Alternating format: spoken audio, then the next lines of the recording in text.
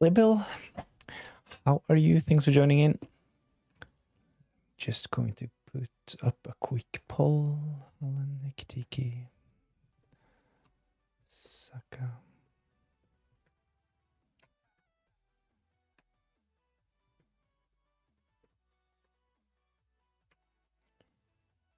There we go.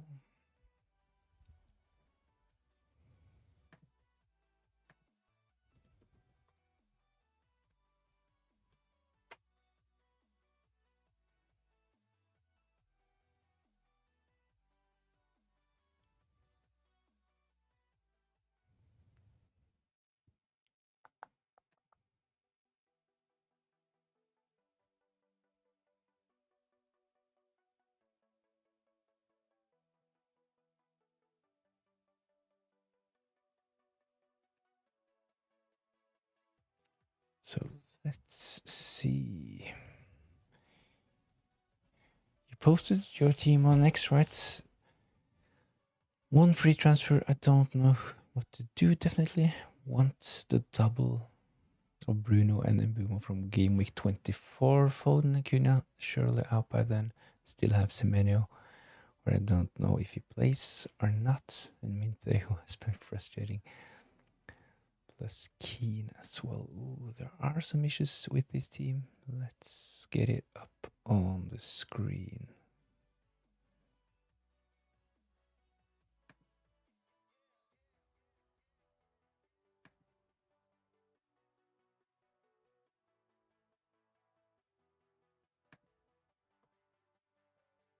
Oh, well, I hit Haaland captain due to muscle memory. I'm going with Gabriel.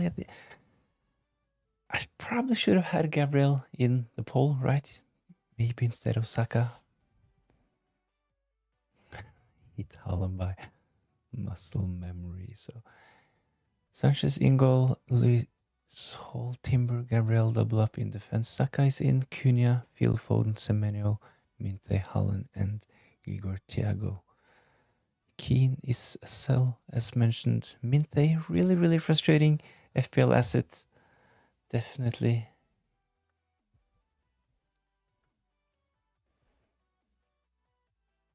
Semenyo. The thing is with Semenyo, he has actually started the last 2 games for Man City, but will he start against Man United in game week 22? I'm not really sure. I think he will get minutes, but I think there will be rotation as well coming up for Semenyo. So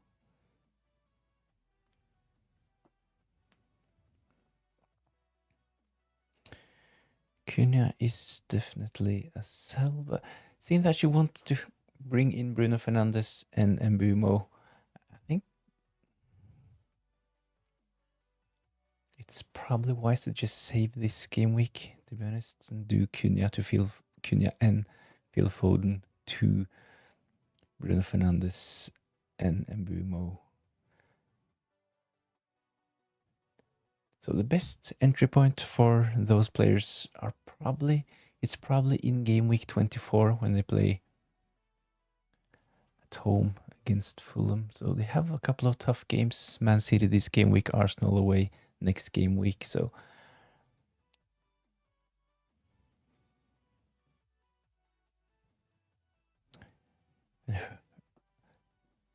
Brighton manager Fabian Hurstler, he actually said on the press conference today that they probably will play game week 22. So I think you potentially just can save a transfer, play this team. I have the same issue. I have Sanchez in goal playing against Igor Thiago, so one of them will most probably cancel each other out, but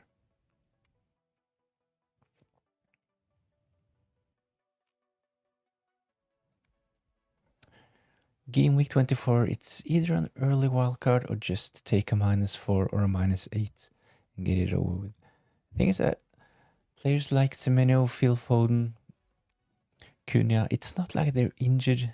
So I think definitely Cunha will start. Of course, the game is not the best playing against Man City. I think Phil Foden will start as well. I'm not really sure about Semenyo, but you have a decent defense for game week 22.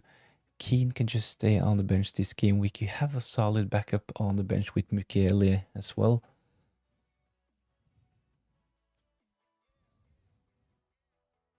FPL Lisa, hi, thanks for joining in.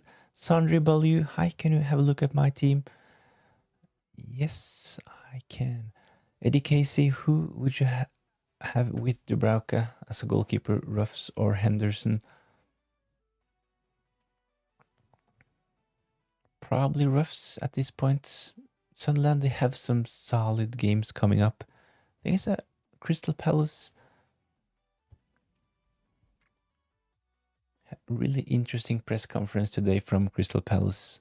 Glasner said that he will leave Crystal Palace after this season. We know that Guehi will probably leave as well. How will this affect Crystal Palace defense?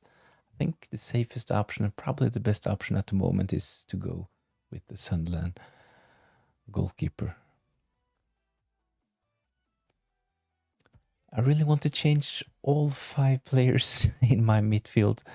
And the thing is, all of them except Semenyo got in with the free AFCON transfers. And it's not like was game week 18, right? It's not that long ago. Poor management, but still got green arrow. That's what's most important, right? Picking up those green arrows, definitely. But I'm actually considering to sell Saka this game week, but I don't necessarily see Saka as a sell. The thing is that I think Rice is a better option at this point, at least much better value. It's not like I'm going to captain Rice anytime soon. I think Saka probably is a better captain option considering the penalties. But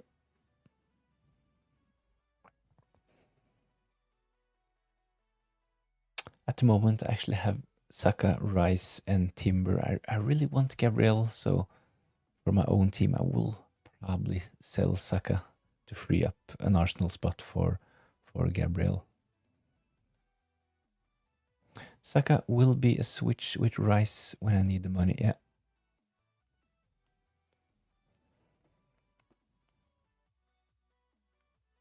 So the price difference between them is 4 million. So, of course, you can do a lot with 4 million in midfield. So I totally get the frustration with this midfield. There are some issues. Cunha, we have Phil Foden, hasn't really delivered recently. You have Semenyo in as well, one of the most frustrating FPL assets in the last game weeks. Minte is in as well.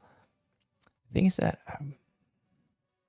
seeing that you really want to get in Bruno Fernandes and Mbumo, I think it's probably wise to just wait until game week 24, to be honest.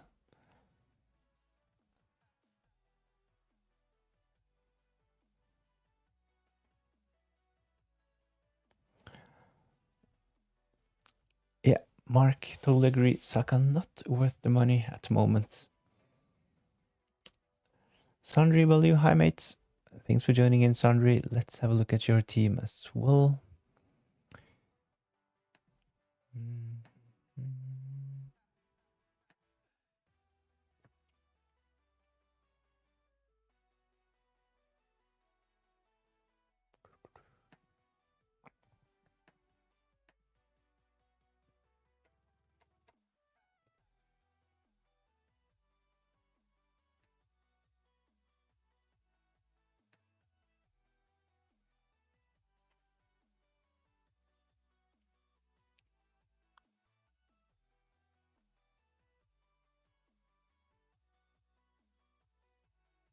Solid game week for Sandri in game week 21, 60 points, green arrow, overall rank 345k.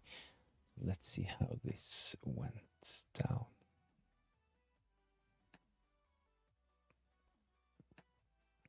So Bruno Guimaraes, 11 points, nice. Raya in goal, Timber, so double Arsenal clean sheet. Playable, the Man United double up in game week 24 is guaranteed. Yeah, they have some good fixtures. I think Bruno Fernandes will probably do something like Foden to Bruno Fernandes in game week 24 myself. So, Sandri, you actually started Elliot Anderson. I had him first bench. A bit frustrating. 7 points on the bench. Cunha, vice captain. Allen captain. Calvert-Lewin. So, solid game week, 60 points. You have Ekitiki ready for game week 22 at home against Burnley as well. So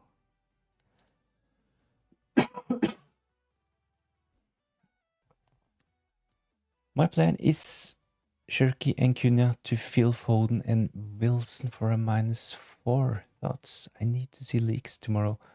I'm not really sure if bringing in Phil Foden at the moment is what I'm not sure if this would be a priority for me ahead of game week 22, to be honest. Probably just keep Phil Foden and consider something similar to Playable, like bringing in Bruno Fernandes instead of Foden. I will probably just keep Shirky this game week.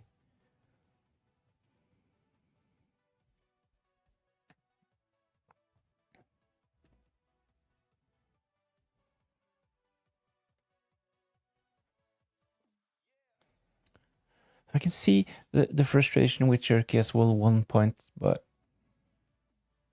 he will probably start in game week 22 and he might outscore Phil Foden.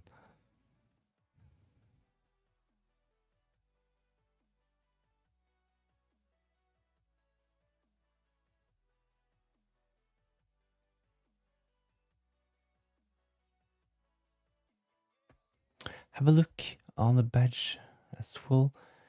Do you like what's yours?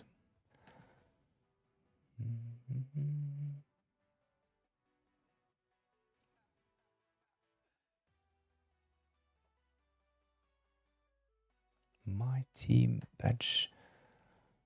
So hopefully you can see the badge as well. Is that crown, right?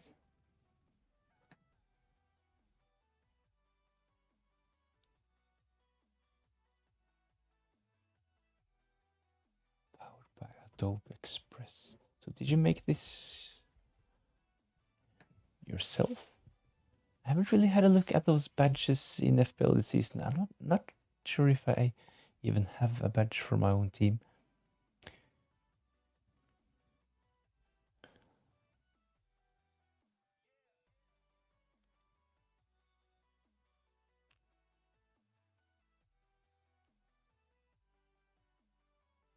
Sandri, let's see, because I have seen a lot of Man City. Shirky will be benched. Yeah, maybe I'll have the same headache with Semenyo. So this is like what we know about Man City, right? Players like Semenyo, Shirky, even Phil Foden, Doku, those players will probably not start week in, week out. So at some point, we just have to expect them to be benched and play like 20 minutes and get a 1-pointer. But however, nice patch. Did you make this yourself in like Canva or powered by Adobe Express? Is this like an editing software?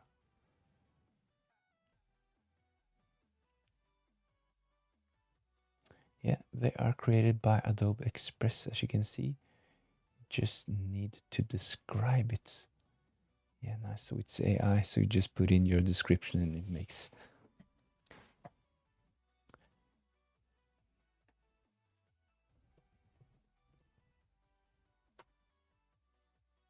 Radu Gavriluta, thanks for joining in. Hello, could you please look at my team? I want to wildcard, but I don't know if I should. So let's have a look at your team as well. But before, I just need to check this league first.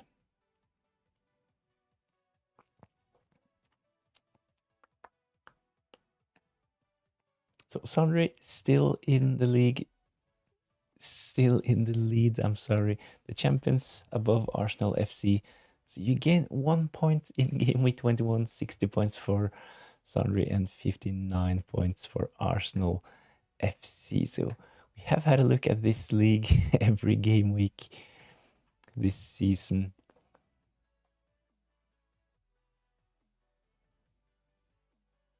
Sandri is still in the lead. Well, let's have a look at Radu Gavriluta.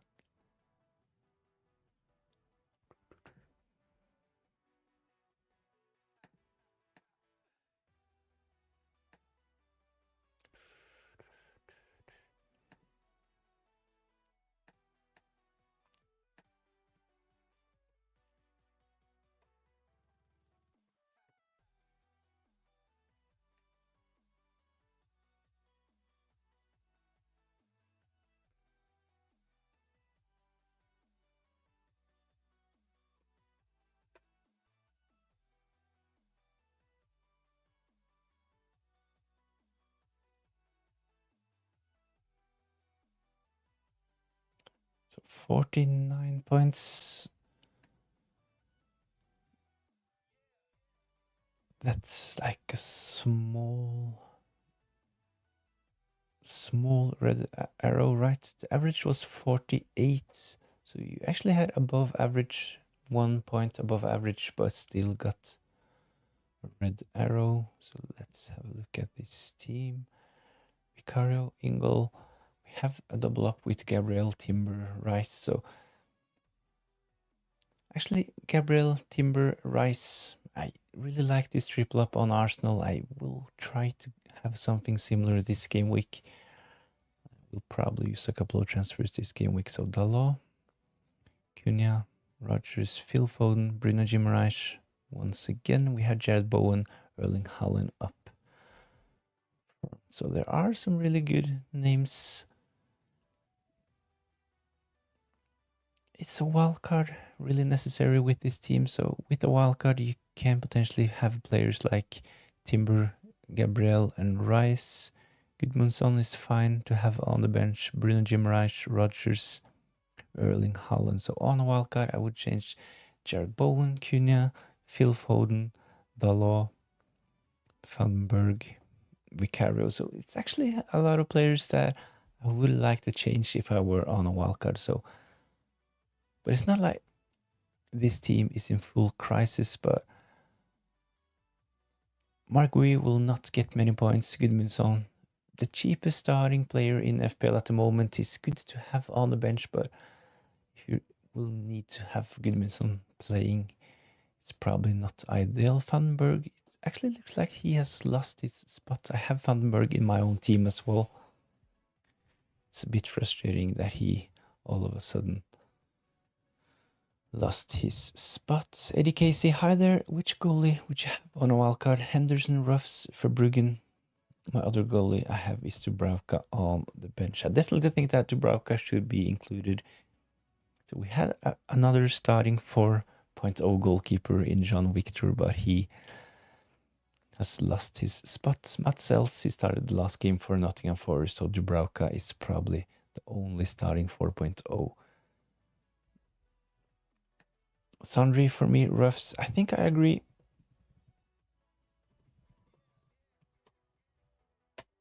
I think that he probably will continue to be good value going forward. He is actually the goalkeeper with most points so far, so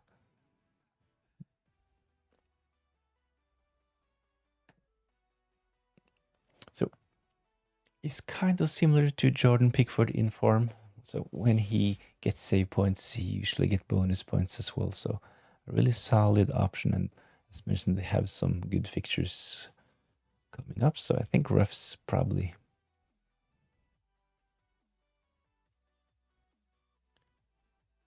is the better option.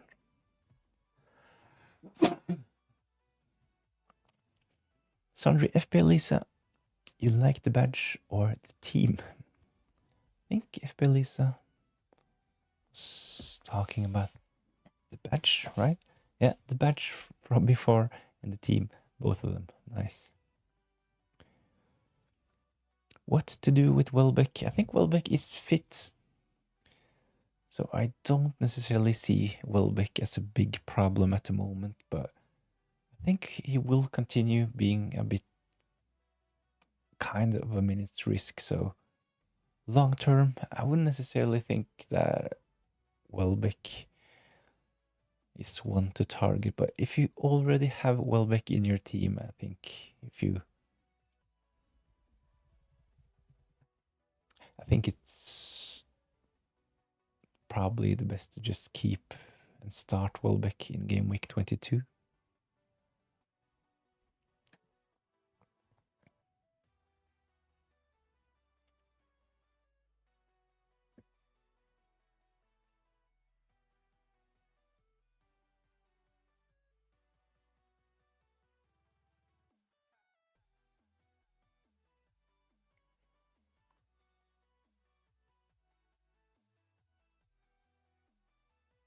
This team, I think it's solid. There are some players, 6, 7 players that I would sell on a wildcard, but I'm not really sure if game week 22 is the best game week to wildcard. I have actually made some graphics for my game week 23 videos, and I will actually talk about wildcard in game week 23, and I think game week 24 probably is a better game week to play the wildcard. So if you can just use 1 or 2 transfers and have a solid team for the next couple of game weeks, I think that the wildcard probably should be saved for game week 24. So do a wildcard, or what transfers to make?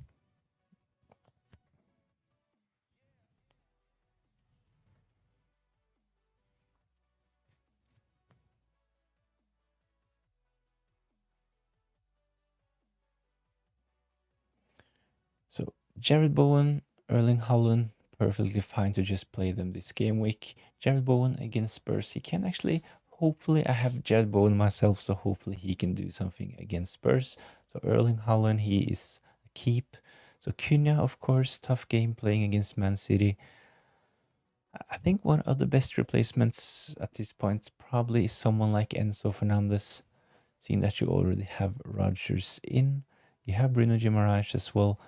Phil Foden, I think that he is a keep. Rice, really good value. So I think with this team, probably something like Cunha to Enzo Fernandez and Dalot to Cash or Shalaba. Only one free transfer. Uh-huh.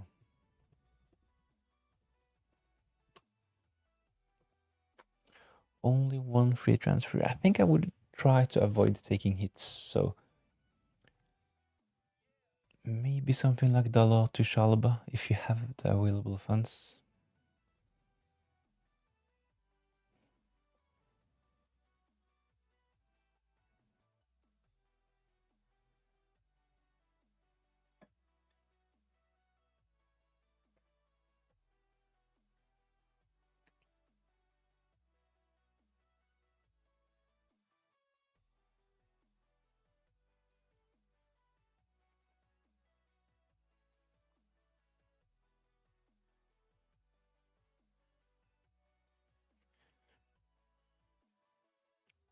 So from Sandri, Jared Bowen to Ekitike could be another option.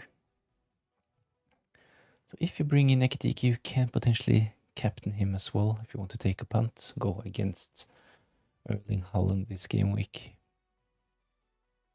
Things that if you do Jared Bowen to Ekitike, you still have problems in defense, in my opinion. Gudmundsson, Vandenberg, who's lost his spots, and you have to start Dorgu against Man City.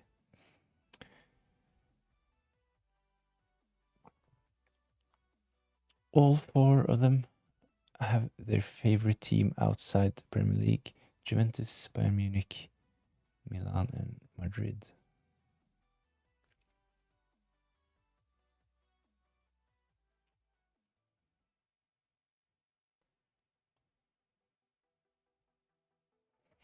all four of them have their favorite team outside the Premier League.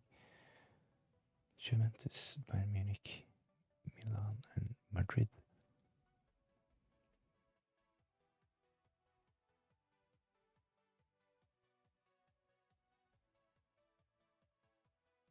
So is this all four of the members in your league, right? Is this the context?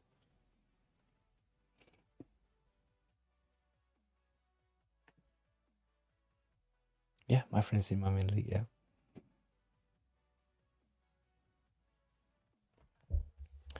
Really strong teams in there. I actually read something about Juventus wanting to bring in Mateta from Crystal Palace. I think if Crystal Palace, if they lose Glasner, if they lose Guehi, if they lose Mateta as well, I'm not really sure how they can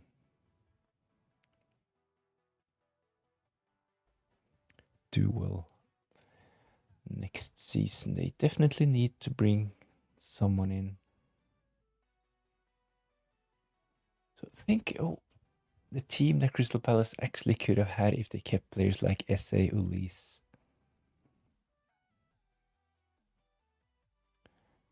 Could have had a really, really good team by now. But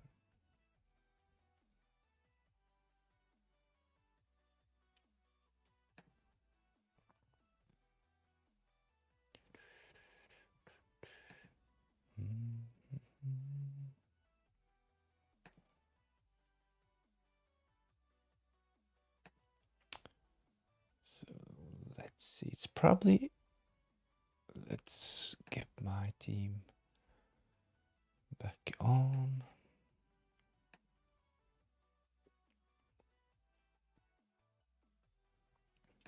I don't really like my team ahead of game week 22. I have some problems myself, and I will definitely use a couple of transfers. Shab, hello, my friend. How are you? All good? What about you? Actually, I have missed Fantasy Premier League.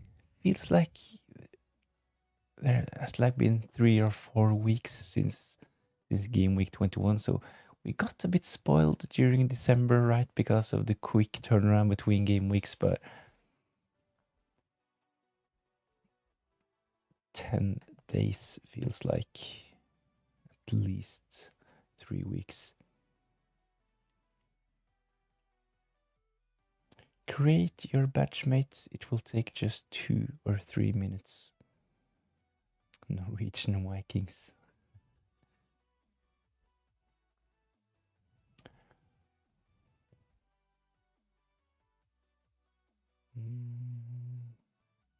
Let's see. Create.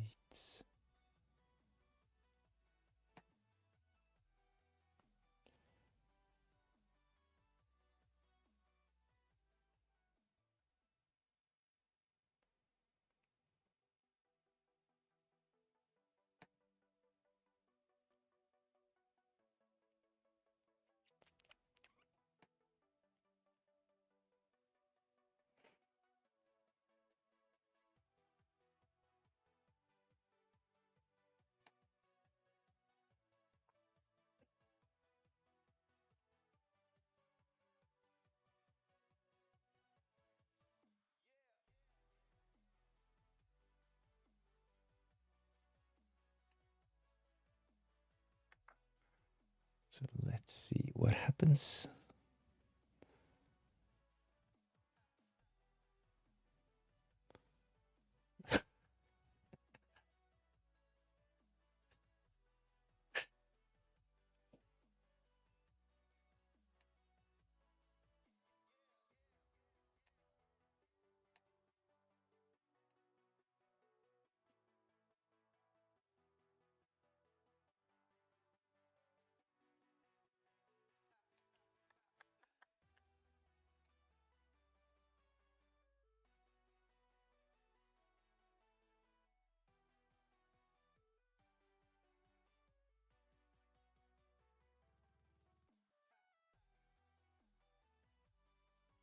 I don't know, mate. I really want to activate my wildcard because I have many players I want to sell. unsure. So the thing is that if you're going to activate your wildcard, I think it's fine. If you think that your team needs it, why not? So the thing is that there are a lot of teams that, at least from game week 24 and onwards, they have really, really good fixtures. So teams like Man United, Aston Villa, we have Chelsea as well.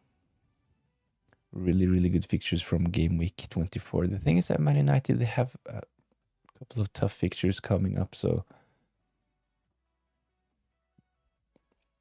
that's my only worry with playing the wildcard this game week, is you have to at least bring in one or two Man United players, in my opinion, and you have to play them against Man City and Arsenal away in game week 23. So this is like the badge thing in FPL. I haven't really had a proper look at this.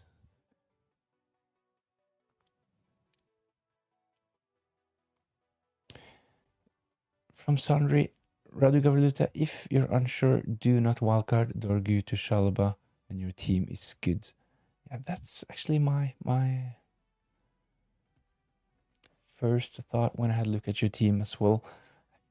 Would like to fix the defense to avoid having to play Dorgu against Man City in game week 22, and probably wait until game week 23 or game week 24 with activating the wildcard.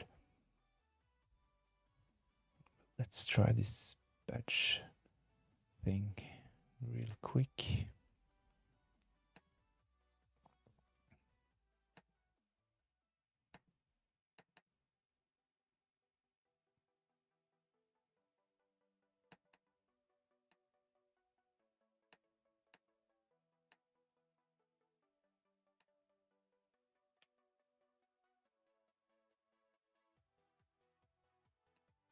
Can't seem to get this out of the way. Activate.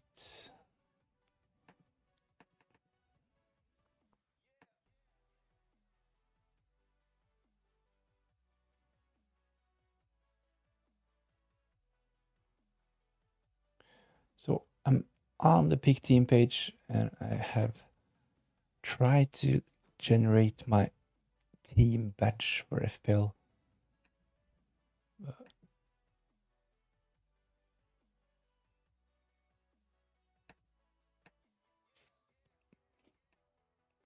I'm not really sure why, but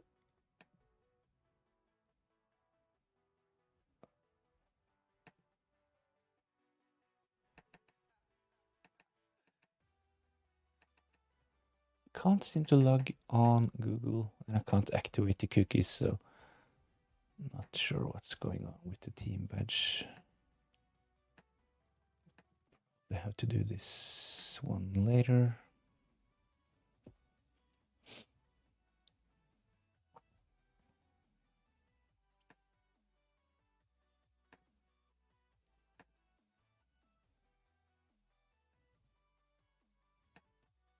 Start Cunha. Yeah, I think that Cunha, of course, he is probably not the same pick as when we had Bruno Fernandes injured and Mbumo at AFCON. So he was like Man United's talisman, but he will still start and play most minutes for Man United. And he will have better players around him as well. So, of course, it's not the best fixture, but there can potentially be goals in Man United against Man City. So, starting Cunha, it's probably not the end of the world for game week 22. I tried to refresh the page a couple of times.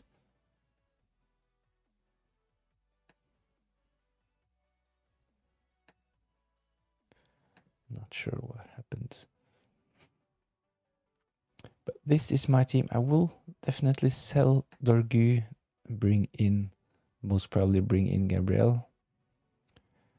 I already have a triple up on Arsenal, so I would have to sell Saka. So my first plan was actually to bring in Enzo Fernandez. Do something like this. So Saka out, Enzo Fernandez in, Dorgu out to bring in Gabriel.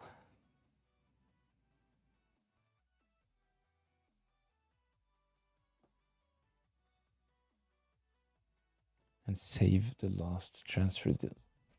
Can potentially get Rodgers as well.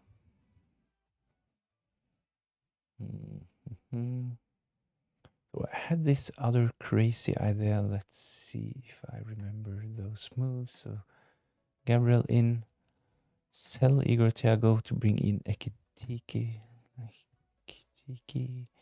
and then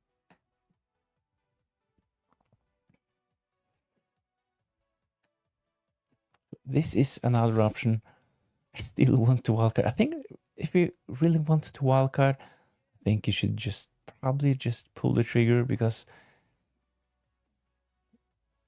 you will probably regret not wildcarding, especially if some of those players that you want to bring in, if they do well in game week 22. So if you really want to wildcard in game week 22, then why not? So I have actually made a wildcard video for game week 22. So if you're interested, go check that one out. But I have a triple up on Arsenal in my game week 22 wildcard video with Timber, Gabriel, and Rice in midfield. So I will probably do something similar with my transfers to sell Saka and bring in Gabriel. So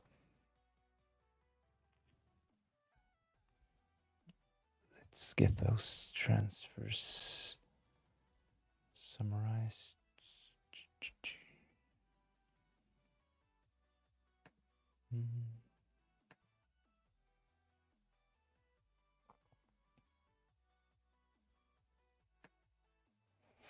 I can potentially do something like this: Dorgu to Gabriel, Saka to Tavernier, and then Igor Thiago to Ekitike. I'm really tempted. Thiago playing against Chelsea. The thing is that he did so well in game week 20, game week 21. So Thiago, he is actually one of the most transferred in players ahead of game week 22. So he is actually the most transferred in player. Feels kind of wrong selling the most transferred in player. So it's a bit funny. Thiago, he is actually the most transferred in, and Ekitike is one of the most sold players ahead of game week 2, game week 22.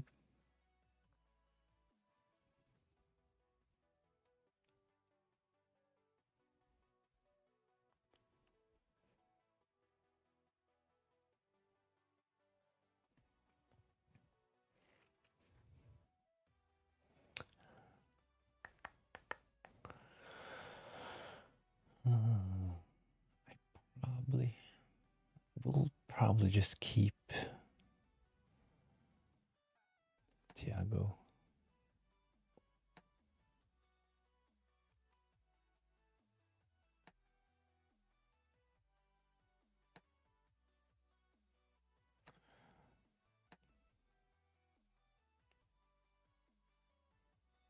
Let's see. So I'm kind of set on selling Dorgu and Saka.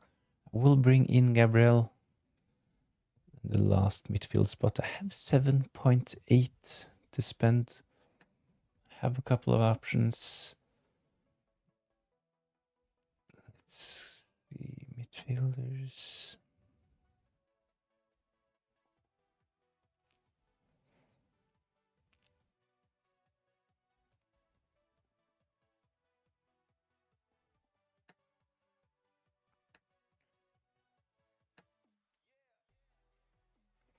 FPL is a very bold moves. Yeah, I think it's probably a bit too bold selling Igor Thiago. Hat-trick in game week 20. Really good form. Brentford, they have looked good in the last game weeks. So selling Igor Thiago, the most transferred in player, I think I will probably just keep him, even though what makes me a bit more tempted by selling Thiago is that I will actually play Sanchez this game week. So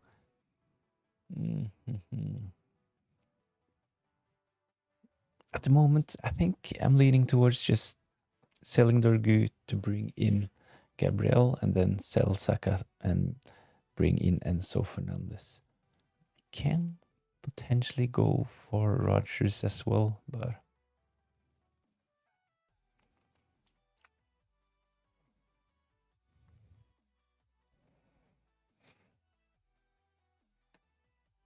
prediction for the matches. Let's have a look at the fixtures. So the first game, I'm really looking forward to this game. Man United against Man City, first game of game week 22. Hopefully there will be some goals. I definitely think that Man City will win this one, but maybe something like 1-3 to Man City. Chelsea, I think they will beat Brentford actually, but it's not a really easy fixture for Chelsea. I think it will only be like 2-1, 2-1, 3-2 possibly. Leeds, I think Fulham will win this one. 2-0 to Fulham. Liverpool, Burnley. Hopefully this will not be... Hopefully this will not be like 4 or 5-0 to Liverpool. I will probably go into game week 22 without any Liverpool players, but I have a feeling that Liverpool potentially can crush Burnley in game week 22. So probably something like 3 or 4-0 to Liverpool. Spurs, West Ham. At the moment, I'm actually starting Jared Bowen and I have Van de Ven on my bench, but I have a feeling that Spurs will take this one, but I can't get myself to bench Jared Bowen to play Van de Ven. So hopefully West Ham will score a couple of goals, but I think that Spurs will take this one. So 3-2 to Spurs. Hopefully Jared Bowen can get a couple of goals. Sunderland against Crystal Palace. I think this game will be a close game. Sunderland at home playing against Crystal Palace. So Crystal Palace, they looked really tired in game week 20, game week 21. So at this point, they actually have had a bit of rest. So hopefully for Crystal Palace fans, they will be a bit fresher going forward. But I think this potentially can be a draw, 1-1, 2-2, something like that. Nottingham Forest, I think they will struggle against Arsenal. So hopefully they can keep a clean sheet. But Arsenal, they are actually one of the favorites once more to keep a clean sheet according to the bookies. I think potentially this will be 2-0 or 3-0 to Arsenal. Newcastle, same as with Arsenal. Forest, I think Wolves will struggle in this one. 2 or 3-0 to Newcastle. Aston Villa, Everton. So Aston Villa, they are actually a bit underrated. They are top 3. They have done well. I think they will beat Everton in game week 22. Martinez C is actually a doubt ahead of game week 22. Will Aston Villa keep a clean sheet against Everton? They have struggled for goals, so maybe this, same as with Newcastle and Arsenal, maybe this is a 2 or 3-0 to Aston Villa. I think that will be a close game Monday night, Brighton, Bournemouth. Semenyo, he is gone, Kluivert injured. This makes Tavernier an interesting option, but I think this potentially can end 1-1 or 2-2 Brighton against Bournemouth. Sandry's predictions: Man City 3-0, Chelsea 2-0, Leeds victory against Fulham, Liverpool 4-1, Spurs 2-1, so pretty close.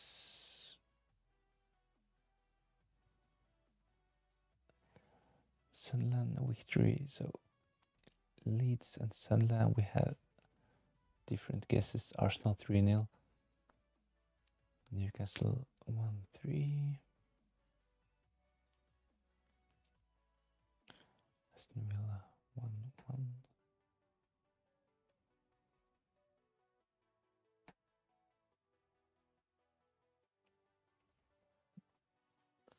Brighton victory 2-1. So we had a lot of similar guesses. You had Leeds, I had a draw, I had a Fulham win in the Leeds game.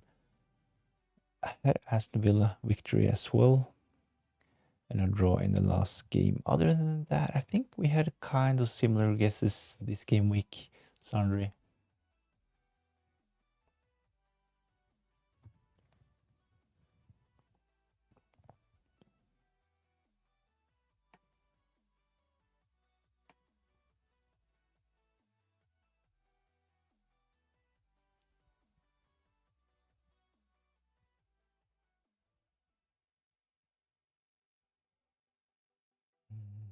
Mm-hmm. 7.7. So I actually have the option to bring in Rodgers. Home against Everton, then they have Newcastle away, Brentford at home, Bournemouth away. I'm not really sure why Bournemouth is labeled as a red fixture on the FPL site. I think this, especially the fixture in game week 25 for Aston Villa, is probably a bit better than what it looks like on the FPL sites.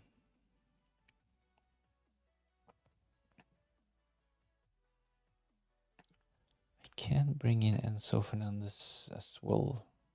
Look at those fixtures from game week 24 and onwards. Brentford at home, Crystal Palace away.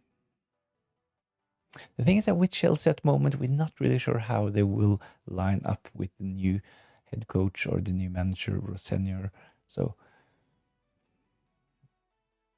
this is why I'm actually a bit reluctant to bring in Enzo.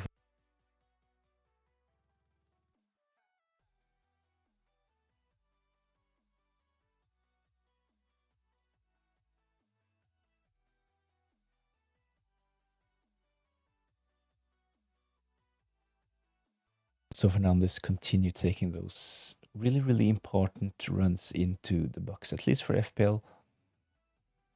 This is where he usually gets his returns. So Erling Haaland, the favorite in the poll, 89% of the votes. Ekitike 11, Saka, no votes for Saka. So far, Erling Haaland, he is a big captain's favorite. He will have really high effective ownership. So historically, he has done really well against Man United as well.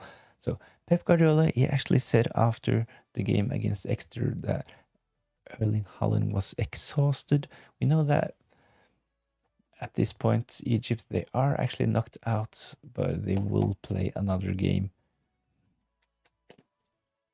in AFCON. So I definitely think that Erling Haaland will start for Man City against Man United in game week 22. So this is like one of those games that Erling Haaland really loves to play. So I think I'm leaning towards just captaining Erling Haaland. So 10 minutes ago, I showed a transfer plan that I thought about this yesterday, selling Igor Thiago to bring in Ekitike and then captaining Ekitike for game week 22. Really good fixture, of course, for Burnley playing at home against... Sorry, good fixture for Liverpool at home against Burnley, but I have actually thought about something like this as well. Let's see. I can potentially bring in Gakpo. This will at least give me a player in that game.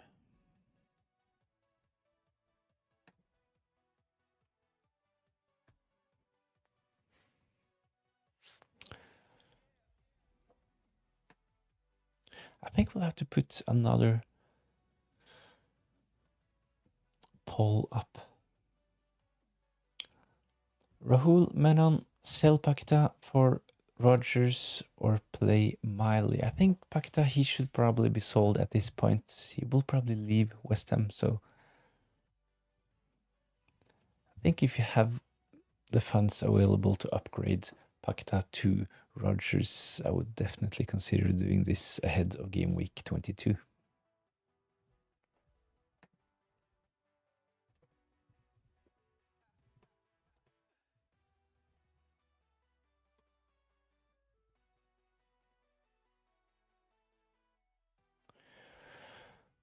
Let's see.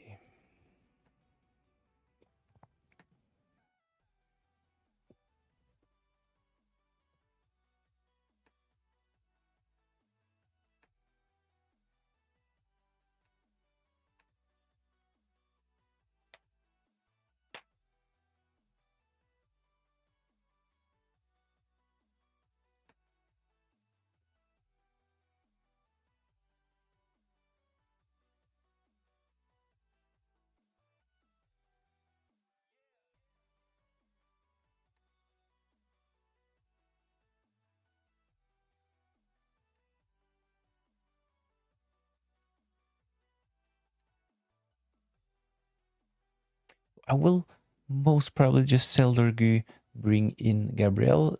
This will force me to sell Saka because I already have 3 Arsenal players. So Saka out, Dorgu out, Gabriel in, and I need a last midfielder into my own team.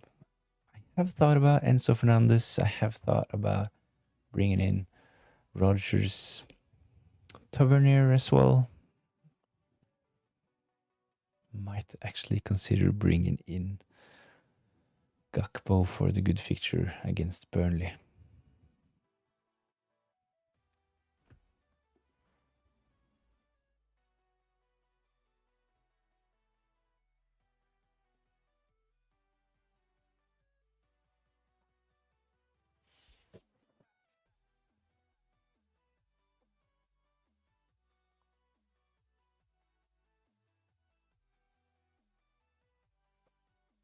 Or sell Paqueta later for Bruno Fernandes, Cole Palmer, or another Man City midfielder.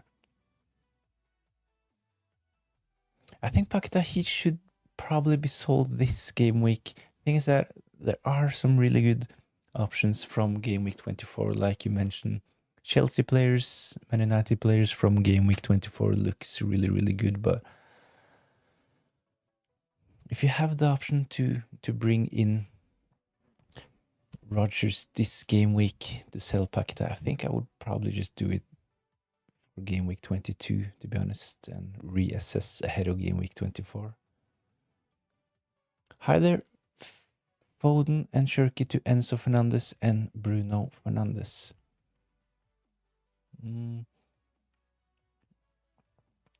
I think I would do something like Shirky to Enzo probably this game week. I think that Phil Foden to Bruno Fernandes definitely can wait a couple of game weeks.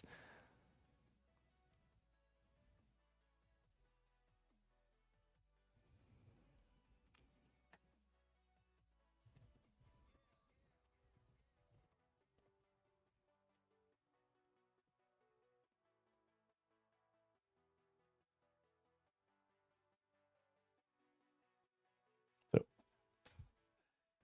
I think I would consider just keeping Phil Foden and doing this move in game week 24. At least this is what I'm considering to do with my own team. So in game week 22, Man United, they play against Man City and they play away against Arsenal in game week 23. And then they have really good fixtures from game week 24. So Shirky to Enzo Fernandez could probably be a really good move this game week, but I think Bruno Fernandes potentially can wait a couple of game weeks.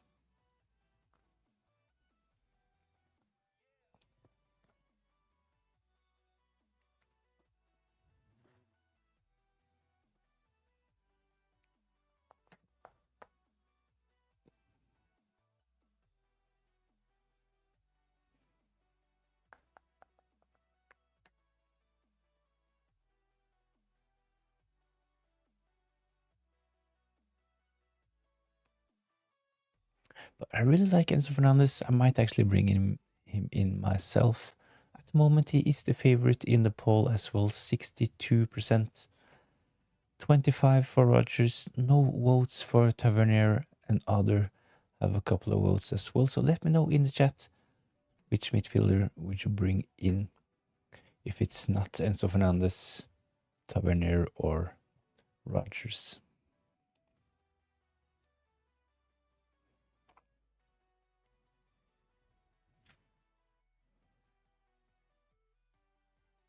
I have actually mentioned a route to bring in Ekitike for my own team, but this involves selling Igor Thiago. So I can do Dorgu to Gabriel, Saka to Tavernier, and Thiago to Ekitike.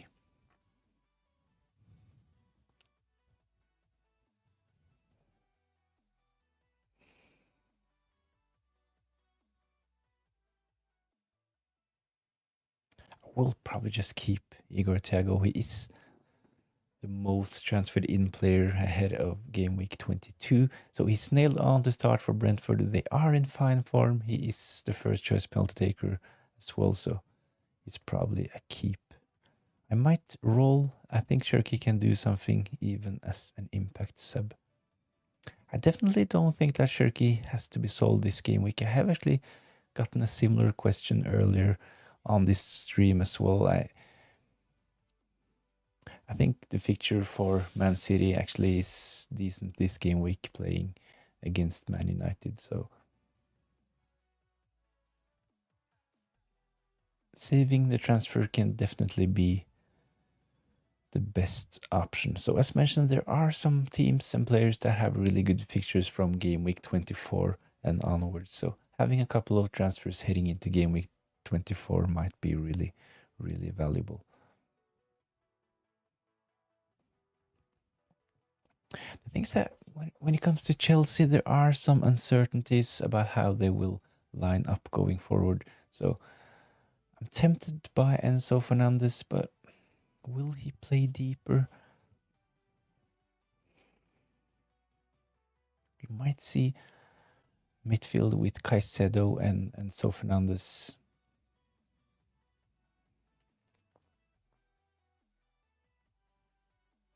Radu Gavrilic still thinking about wildcarding. I'm leaning more and more towards a wildcard.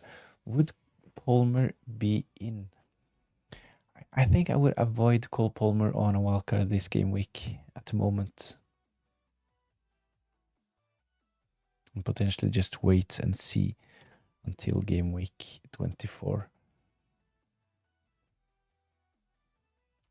I think that at the price, I think that Enzo Fernandez probably is worth a risk, but Cole Palmer, 10 million plus.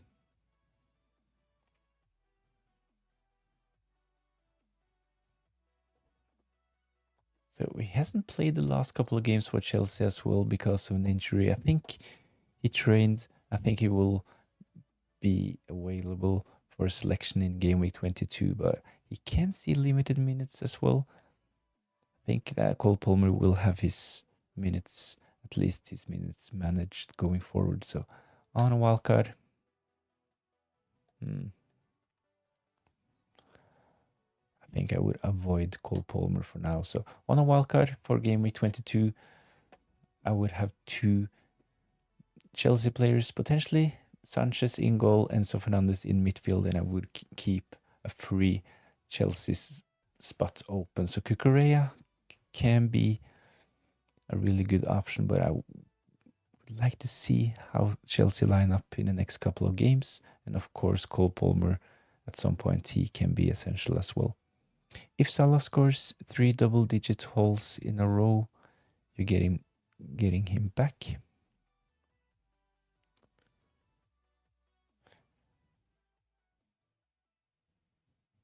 And if so, how? So if Mo Salah looks really good in the next couple of game weeks, of course, we have to consider bringing him in especially if Erling Haaland drops off a bit, it can potentially be a switch from Erling Haaland to Mo Salah.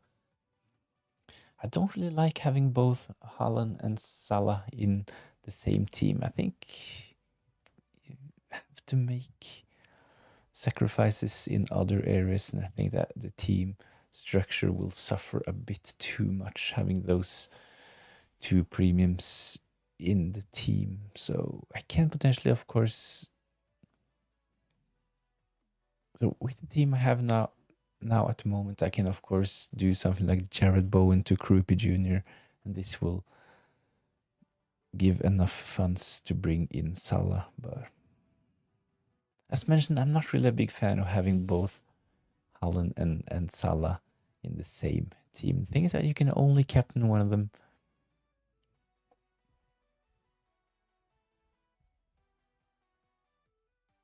But never say never.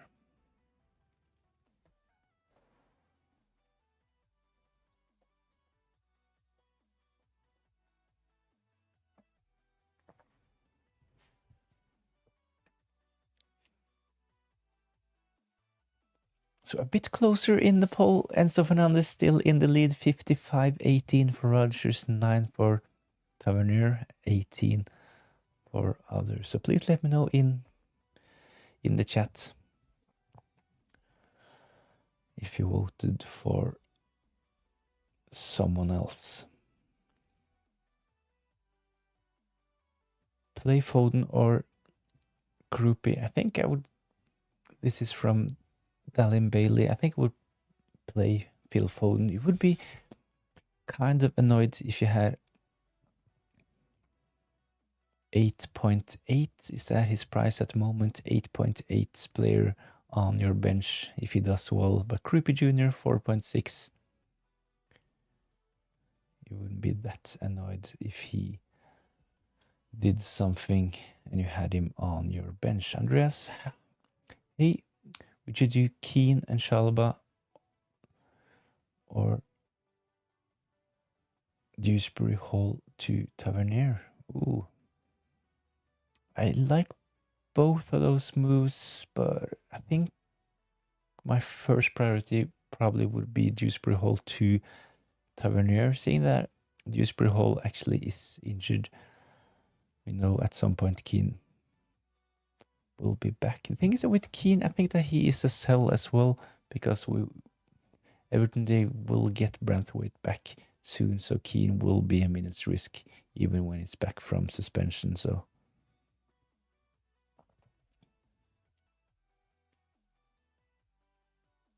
Radu Gavriluta, I'm so close, mate. Do I send it?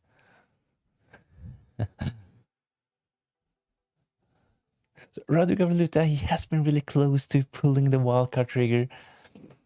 So let's see your team. So you can post on X if you're interested, or you can just write your team in the chat, so we can have a quick discussion on your new wildcard team ahead of game week 22. Orange Apple, hey bro, can I send my team and get some advice? Definitely. Thanks for this super chat as well. So Orange Apple, he is on the Hall of Fame for super chats. He's actually the only one on the Hall of Fame. So last stream was the first one when I actually had this turned on. So after reaching 3,000 watch time hours on YouTube, it's actually a new thing that we can turn on, and it's like that, those super thanks and super stickers. I'm not really sure what it's called, but really grateful Orange Apple. So you should probably have 2 spots on the Hall of Fame.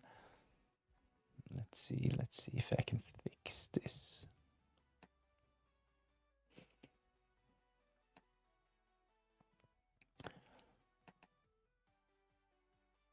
Second, first, orange.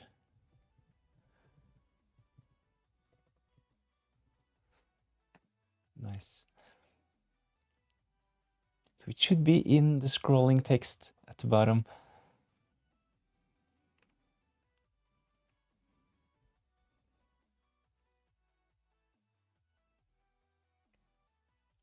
thanks to the Super Chat Hall of Fame. And first, Orange Apple. The second is actually Orange Apple once again. So if you're interested in seeing someone else on that list, you know what to do. So definitely, let's have a look at your team, Orange Apple. Head over to X, post a picture, or just let us know in the chat. I haven't really had a look on X for the last minutes, so let's have a quick look.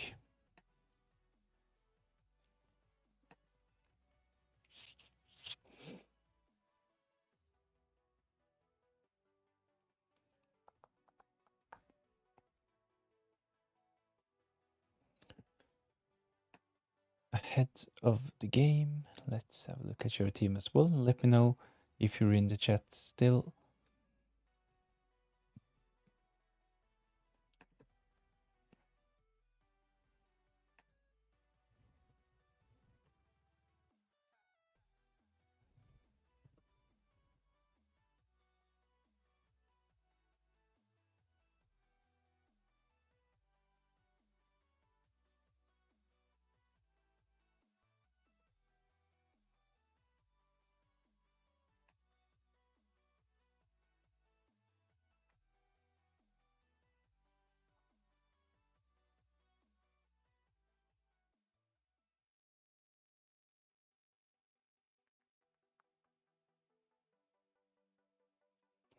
So Matthias Berserko, what's wrong with Kukurea?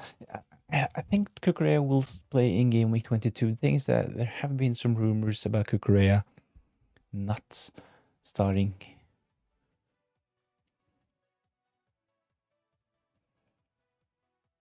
Reece James as well.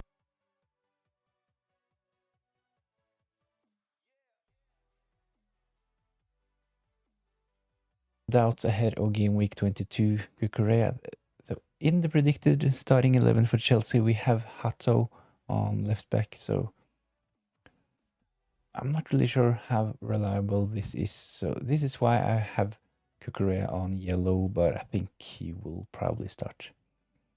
Hey, what's your transfer plans? Thanks. So my transfer plans is actually to bring in Gabriel this game week. I have Dorgu, so I will definitely get rid of him.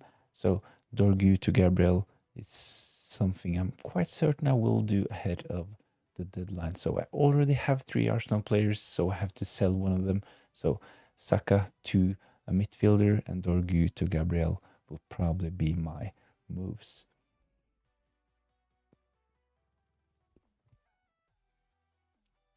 Are my comments showing they keep deleting for me? I haven't seen. So have you posted a comment with your team? I haven't really seen that one.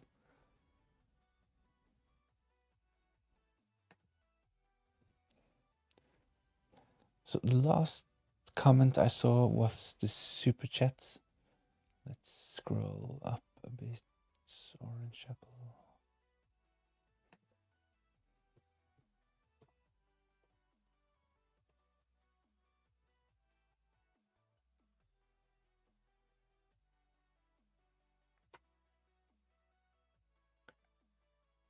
Just started a FPL account on TikTok. How do I grow my account? Nice.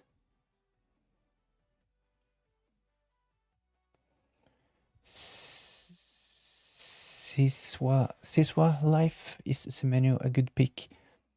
He could very well be a good pick, but my advice when it comes to Semenyo is probably to wait and see.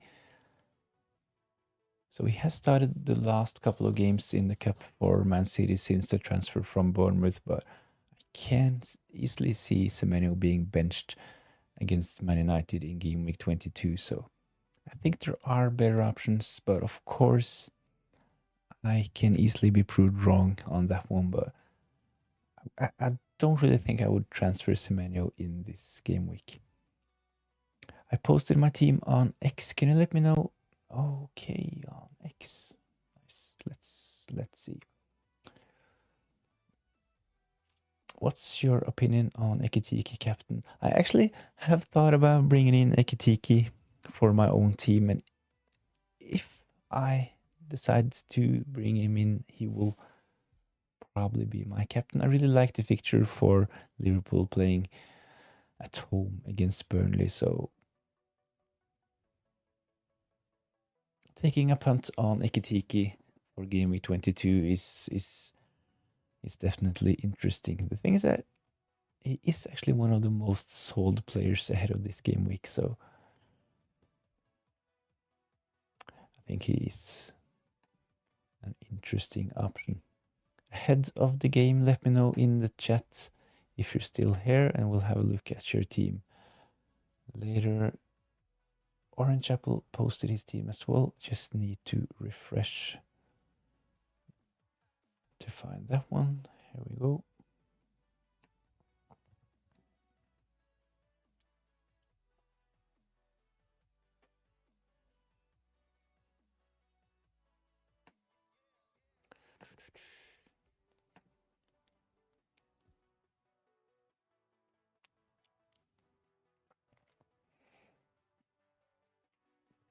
So good point from Matthias Bersako. Semeno, he can't really play in the Champions League, so his minutes is probably a bit safer in Premier League going forward, but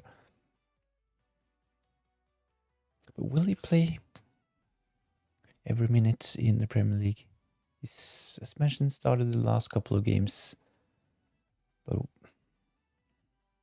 of course he can potentially start against Man United in game week 22 as well, so things that we're not really sure, right? So transferring in Semeno this game week, I think it could of course be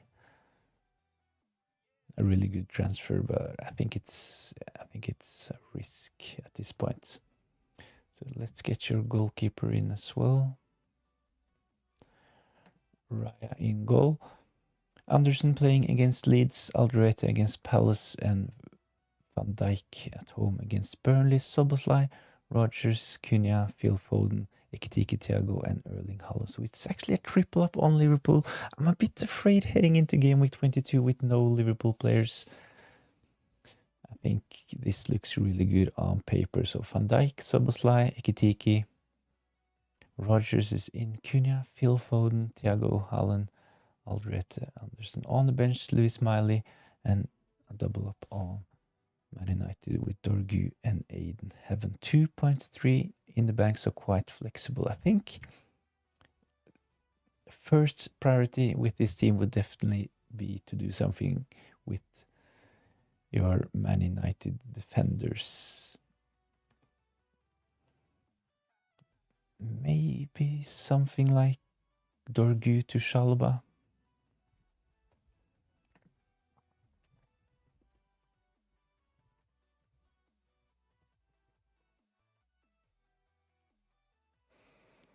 Maybe not this game week because you have to play Shalba against Igor Thiago, but you can definitely play this team for game week 22 and do something like Dorgu to Shalba next game week. So Chelsea, they have some really, really good looking fixtures coming up, so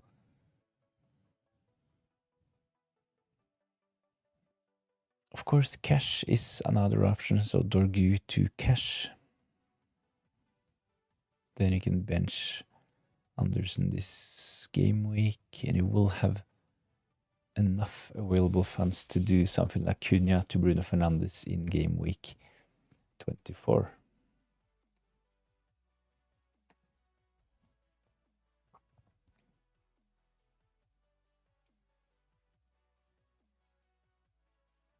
Quite like it. What about Anderson to Gabriel? Ooh, so you have the option.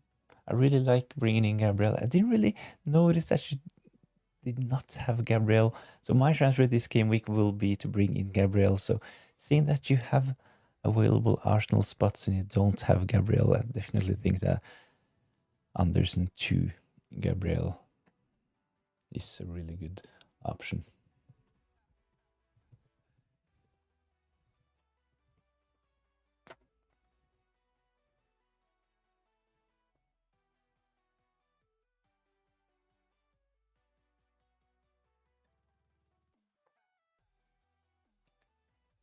So it's not like Anderson is a definite sell. He's fine to just keep, but if you can't afford Dorgu to Gabriel, I would just bring Gabriel in for Anderson.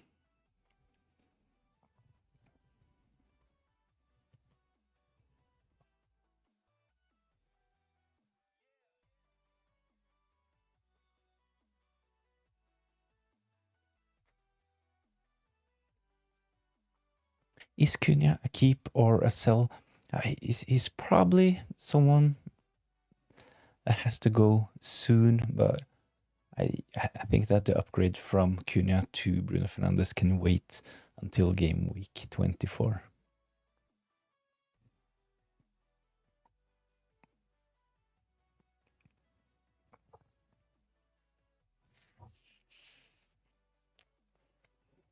I think that the move is, of course, a bit sideways, selling a United midfielder to another United midfielder. But Bruno Fernandes, he has a lot of routes to points.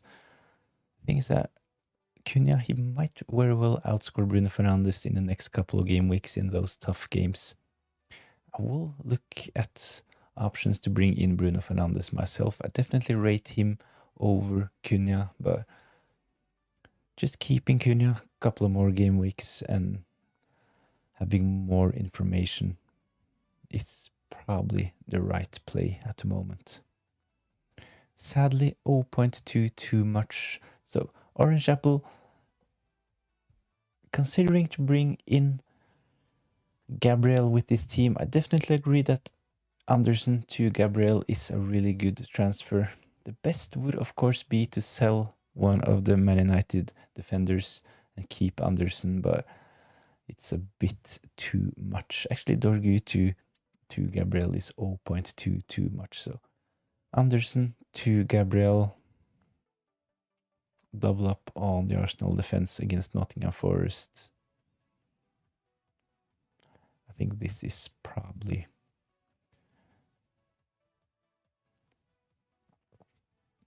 the best play at the moment. When are you planning to wildcard? I haven't really decided on which game week I'll use the second wildcard. I will look at the potential game week 24 wildcard.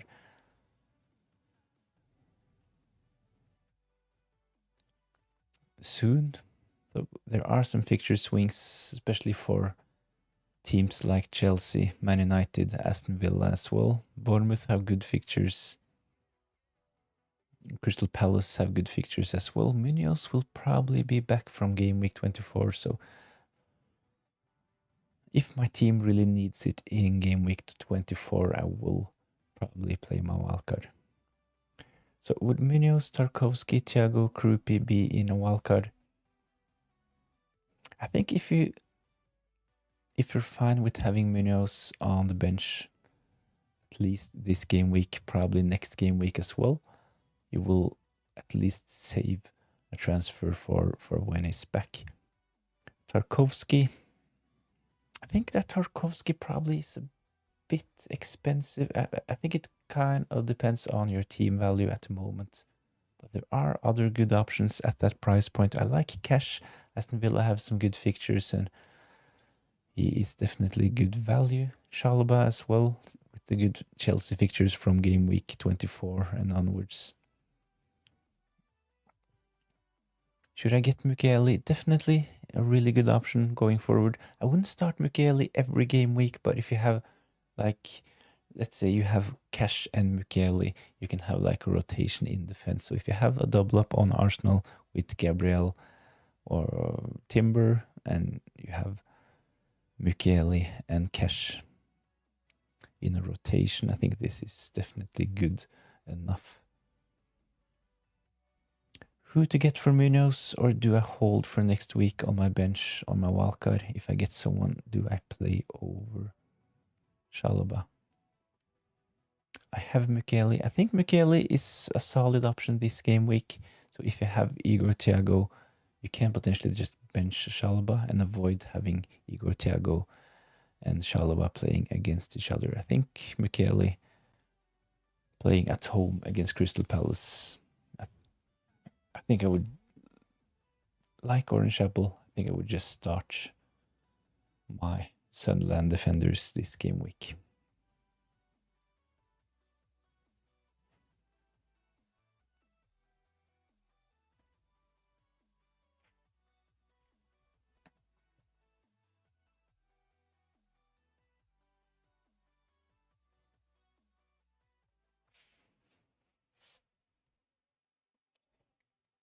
So I have actually made graphics for a game week 23 and game week 24 wildcard video, so I will record this probably tomorrow. And in defense on that team, I have Gabriel, I have Timber, I have Michele, I actually have Munoz, even though he's injured, and I have Gudmundsson, the cheapest starting player in FPL at the moment. So with this team, I will have a rotation. I think Gudmundsson on the bench most game weeks is probably good enough when it comes to cover.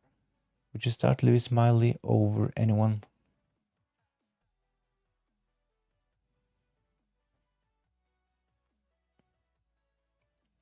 I think I would just play this team as it is, to be honest, because Szoboszlai, Ekitike, definitely starters playing at home against Burnley, Rodgers as well. So Cunha, of course, Miley, he has the better fixture, but I think it would be really annoying if you benched Cunha and he did well against Man City and he started Lewis Miley with a blank against Wolves. So I think I would just keep the team as it is. Lewis Miley first bench, Cunha in the starting 11. I think this is the right call with your team.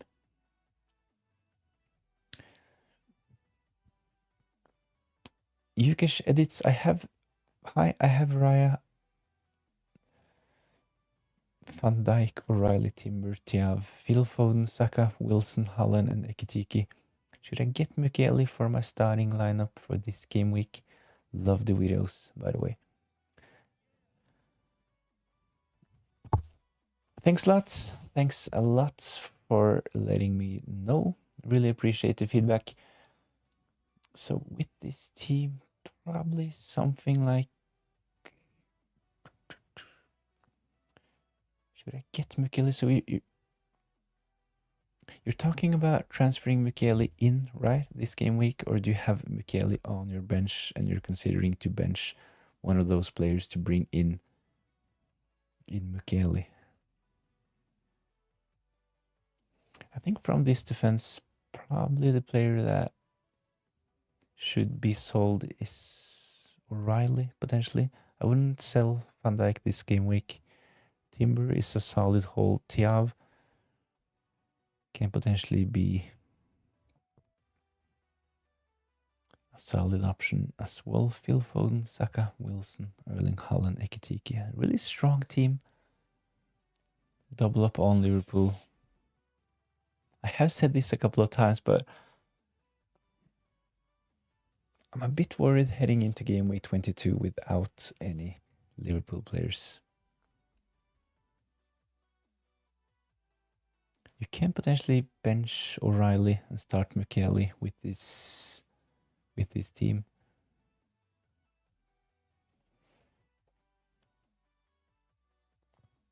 Mark, sorry, I had to go. I'm back. Nice. I'm selling Dorgu to get Michele. What do you think? Definitely a really good transfer upgrade. So Michele, is he 4.4 at this point? I think that he is still really good value, even though his price has gone up. Started at 4.0, price has gone up to 4.4, but I still think that he is really good value. So Dorgu to Michele, it's a big yes from me. Seeing that you have some really good options in defense, you can, like when you can still have tough fixtures, you can potentially bench Tiav and start Michele.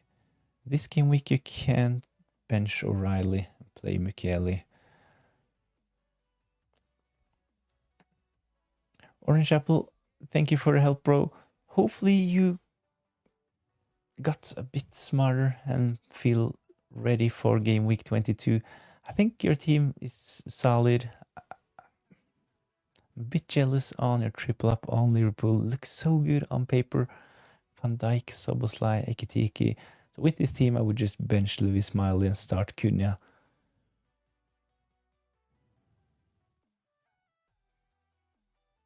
Yeah, I think this team is good to go. Yeah, 4.4 million. So we think I should transfer him in, right? Yeah, I think definitely go for Mukiele. 4.4, really good value. Thoughts on Tavernier? I actually think that he is a really interesting option. I have considered bringing in Tavernier for my own team. Let me just show a quick. So FPL Lisa said that this was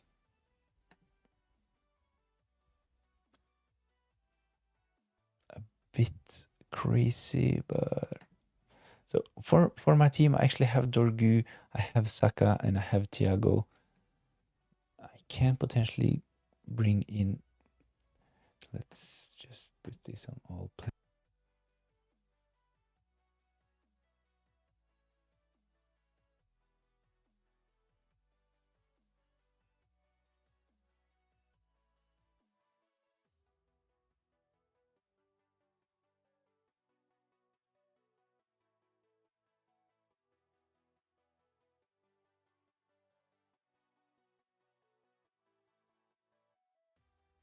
For game week 22, Dorgu to Gabriel, Saka to Tavernier, and Thiago to Ekitike. It's probably a bit too crazy. It kind of feels wrong because Ekitike, he is one of the most transferred out players, while Thiago is the most transferred in player ahead of game week 2. So selling Thiago to bring in Ekitike, I think it's an upgrade. Of course, we know at this point that Ekitike is back fit, so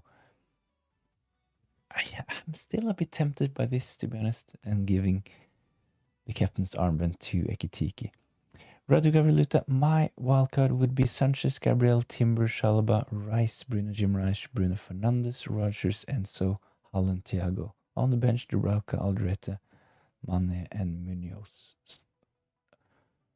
I think this is probably spot on for a wildcard.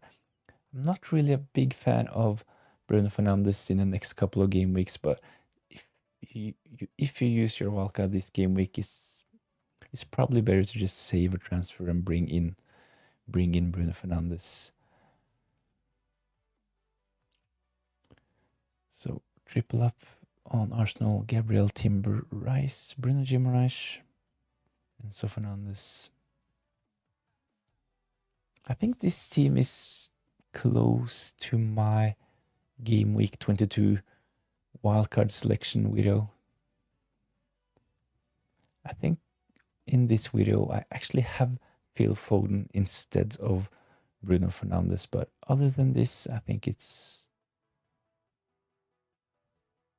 really close to your team, Radu Gavriluta. Matthias, would you get Cucurella or Shalaba as the Chelsea defender in game week 24? I think we should wait and see the next couple of game weeks how they line up. I think Cucurella potentially, and from what I've read from like Chelsea fan forums and Chelsea fans who have watched the first Chelsea game from Liam Rosenior, I think they have a feeling that Cucurella could be a must-own at some point. So it will be really interesting to watch Chelsea in game week 22 against Brentford and see how they line up. So potentially Cucurella. So my advice at the moment would actually be to save a Chelsea spot in your team. So if you already have 2 Chelsea players, I would potentially just wait a couple of game weeks to decide which Chelsea players we should pick for that last spot. Shalaba is, of course, a safe option. although a bit boring. Cucurella, I think this could be a really spicy transfer from game week 24. Mr. Audio Slave, I would probably bench Cunha and play Miley. So this is 2 Orange Apple, right? The team that we had on the screen a couple of minutes ago. Mr. Audio Slave, I would probably bench Cunha and play Miley. On Ekitiki, second most likely chosen captain, but I don't know about him seeing 90 minutes. Good luck in game week 22 all. So, thanks for joining in, Mr. Audio Slave. I actually have read something about Ekitiki seeing limited minutes in game week 22 as well, so this is kind of what puts me off, just confirming those moves. The safest option is definitely to captain Erling Haaland in game week 22 as well. He will be the player with the highest effective ownership, will probably be close to 200% once again in game week 22. Just quiz shorts, start 2, Cunha, Lefebvre, Alderete and Richards. I think I would start the 2 attacking players, Cunha and Lefebvre.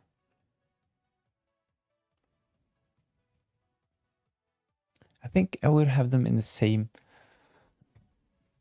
So let's see, Cunha first choice, then Lefebvre, Alderete and Richards probably last on the bench.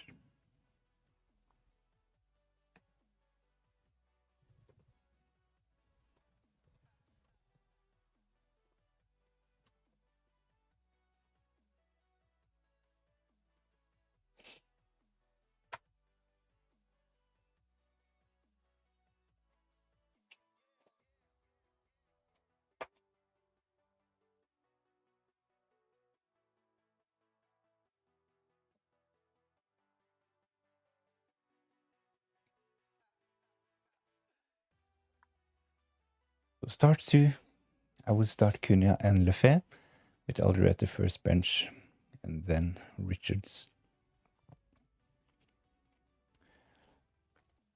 So some wild transfer options on the screen at the moment. Dorgu to Gabriel, Saka to Tavernier and Thiago to Ekitiki. I'm not sure if I'm going to go through with this. I'm closer to do something like this. Let's see. I will most probably go for Gabriel in defense. Dorgu to Gabriel. I need to sell Saka. I will probably just keep... Oops. I will probably just keep Igor Thiago. So what I really have to decide before the deadline is which midfielder to bring in for that last spot. I have 7.8.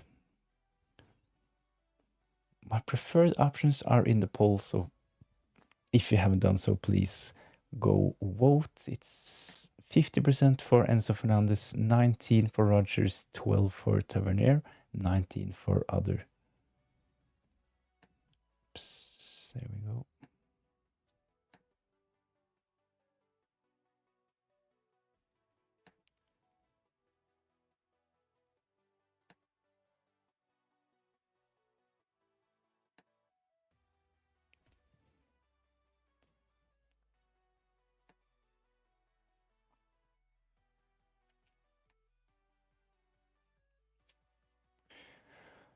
$7.8 million.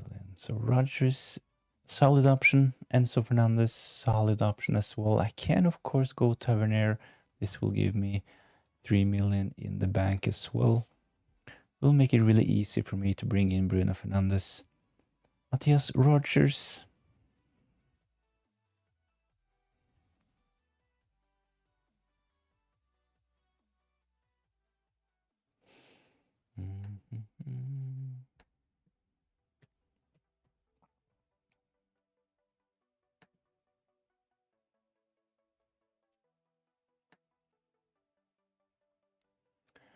Enzo will not play the full match. Rodgers at home against Everton.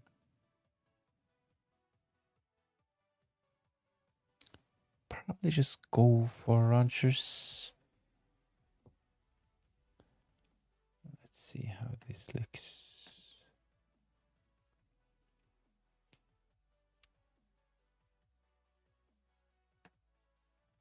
Oops.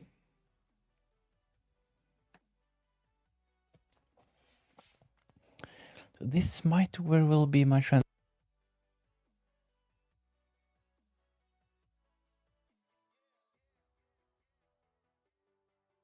benefit with this is that I will save a transfer, so I will have 2 free transfers heading into game week 23. So I have 3 available transfers.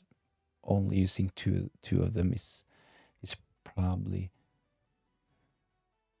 a good decision. So Dorgu upgrade to Gabriel, Saka to Rodgers. I think this looks really good on paper. Thanks for your input, Matthias. I'm tempted by Rodgers, to be honest, but Enzo Fernandez, he is the leader in the poll with 50%, Rodgers 19, Tavernier 12. Arvid G.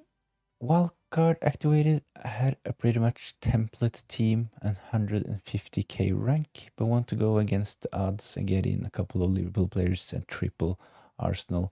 Saka, Palmer out. Sounds good. 150k in a really good position at the moment.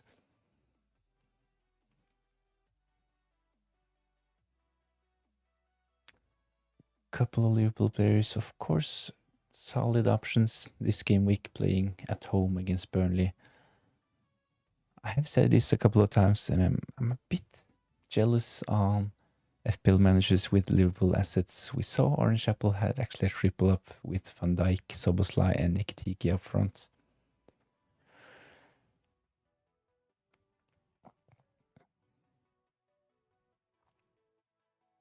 Chelsea, they need to win and score to have a good goal difference in the Champions League. Yeah, might potentially be onto something. They might actually rest some of their players in Premier League.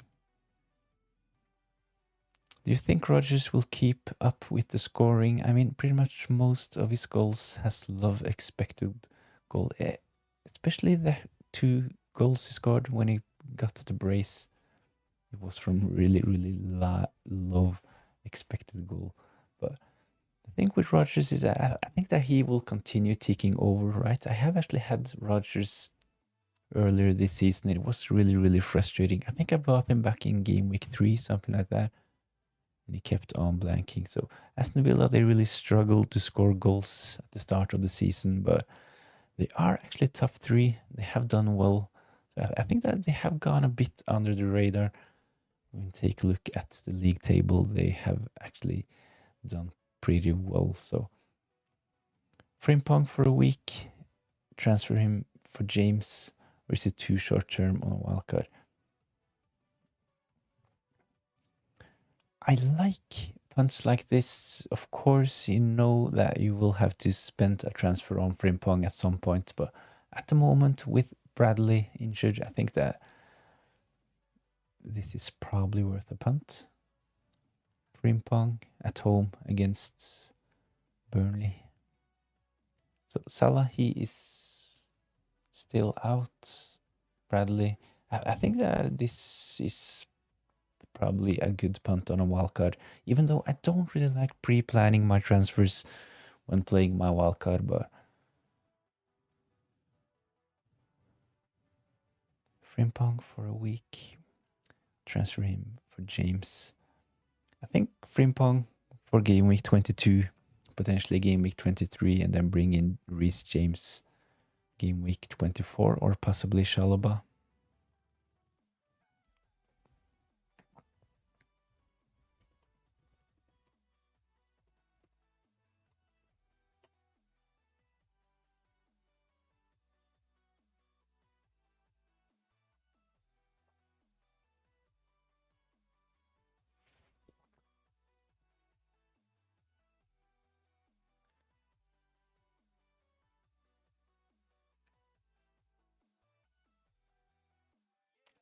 The thing is that when it comes to Liverpool and Frimpong at the moment, I think you have at least 2 more games considering the good fixture in game week 22 on a wildcard. I think that. So if you're lucky, if you'll avoid other injuries, I think that this is a really good punt. Yukish edits. I have Raya, Van Dijk, O'Reilly, Timber, Thiago Mukiele, Phil Foden, Saka, Wilson, Hallen, and Ekitiki. My bench is Martinez, Palinha, Guiu, and Garner. What should my bench be like? Who first? I think I would have Garner first bench, to be honest. Probably Garner, Palinha, and Guiu. And then your bench is pretty much sorted. I think I would have the same team. Van Dijk, O'Reilly, Timber, Thiago Mukiele. That's actually a 5. 5 at the back. In midfield, Saka, Foden, Wilson, Allen, and Ekitiki up front. Palinha. I think I would have the same bench, to be honest, but just put Garner in that first bench spot, and I think you're actually sorted. Radu Gavrluta. Let's see. Is this better? For Bruggen in goal, Gabriel, Timber, Cash, Rice, Bruno Fernandes, Enzo Fernandes, Wilson, Rodgers, Ekitiki, Hallen. On the bench, Kelleher, Alderete, Mane, and Munoz. I really like this team as well. Have a goalkeeper rotation as well with Kelleher and Verbruggen. I have seen this mentioned a lot recently on X. The thing is that I think you need a bit of luck with rotating goalkeepers, but of course it can work out. Really good value, both of them. I like the inclusion of Cash. I talked about him in my last team selection video as well. And I mentioned 10 minutes ago that I think that Aston Villa have gone a bit under the radar so far this season. So a really solid option, and he can contribute with assists. Rice, really good. Bruno Fernandes, solid option. Tough fixtures in game week 22 and game week 23, but he has a lot of routes to points, so might as well just bring him in if you're on a wildcard. Enzo Fernandes, Harry Wilson, Rodgers, Ekitiki, Hallen up front. Mane, the Wolves 4.5 forward, will most probably stay on the bench most game weeks, but I think this wildcard team is really, really good, to be honest.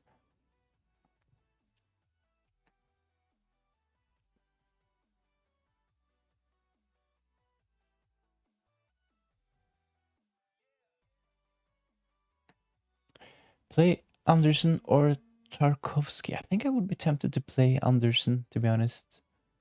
Away against Leeds is probably a better fixture compared to Everton playing away against Aston Villa. Both of them could, of course, get defensive contributions. Tarkovsky probably a bit more threat at set pieces, but considering the fixture, I think I would go for Anderson. fpllive, let's see.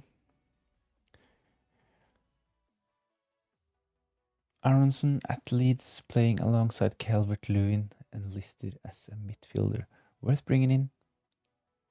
Considering the ownership, I think that he is a solid punt. He has been really good recently, so definitely worth a punt. I'm not sure if I would double up on Leeds, so if you have Calvert-Lewin, I think you probably should avoid, but if this is your only attacker from Leeds, it's definitely worth a punt. Play Lefebvre or Elliot Anderson.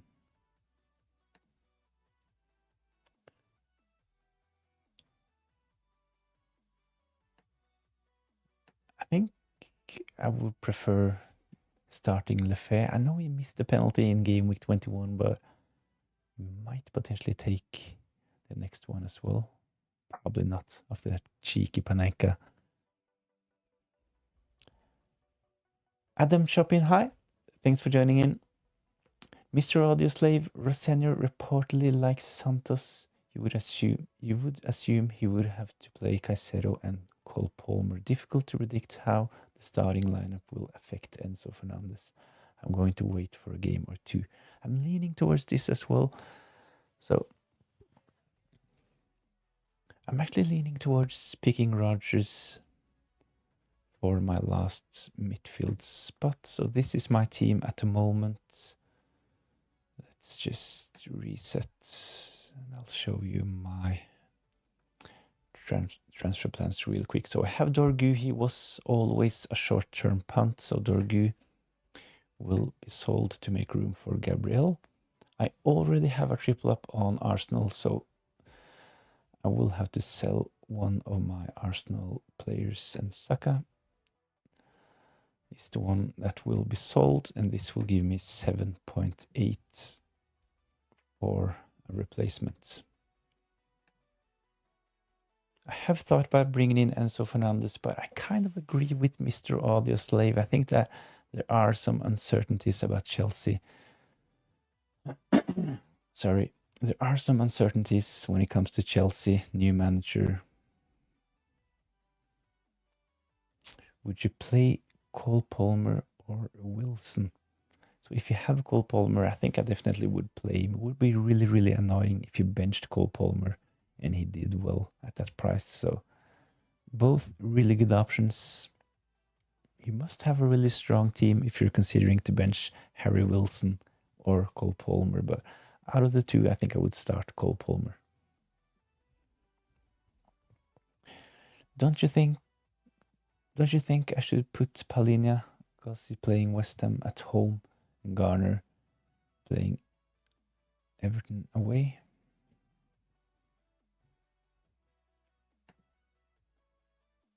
Garner playing Aston Villa.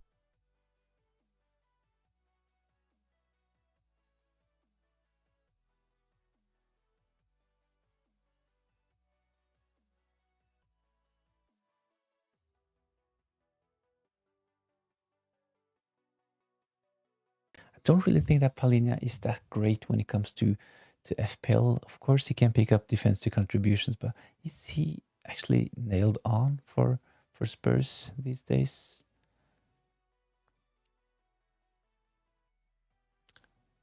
At least Garner is on some set pieces for Everton, taking free kicks, corners.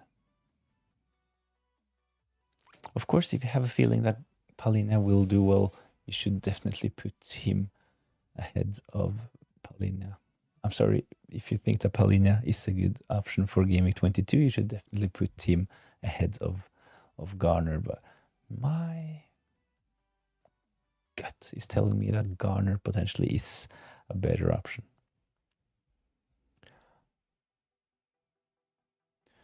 Aronson at Leeds, cheap and only used for home games. Yeah. Probably a good point.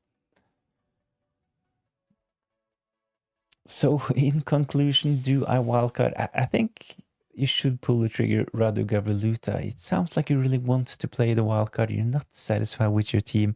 I think definitely that your wildcard team looks really, really good on paper. And things that with this team, you're well set up for the fixture swing in game week 24 as well. So I'd say go for it. FPL Owl, I have 4 Man City players and 1 free transfer, but choose not to make the transfer. Will have 1 free transfer or 2 free transfers next week. You will get an extra free transfer, so you will have 2 ahead of game week 23. Things that your next transfer will have to include selling one of your Man City assets. So you can't make a transfer that's not including a Man City player. How many free transfers do you think is needed come game week 31 if wildcard is already played? So this is the thing that if Radu Gavriliuta, that you have to keep in mind, there will be blanks in game week 31. So if you decide to play your second wildcard in let's say game week 22 or game week 24, you have to start planning for the blanks in game week 31 as well. I think it kind of depends on how many players you have from the involved teams, of course, but I would at least try to have 3 or 4 free transfers heading into game week 31. I've got Vicario, O'Reilly, Van de Ven, Michele, Cole Palmer, Phil Foden, Semenyo, Wirtz, Wilson, Hallen, Ekitiki. Really strong team this. On the bench, Dubravka, Mane, Elliot Anderson, and Guehi. Is that the best for this week, you think?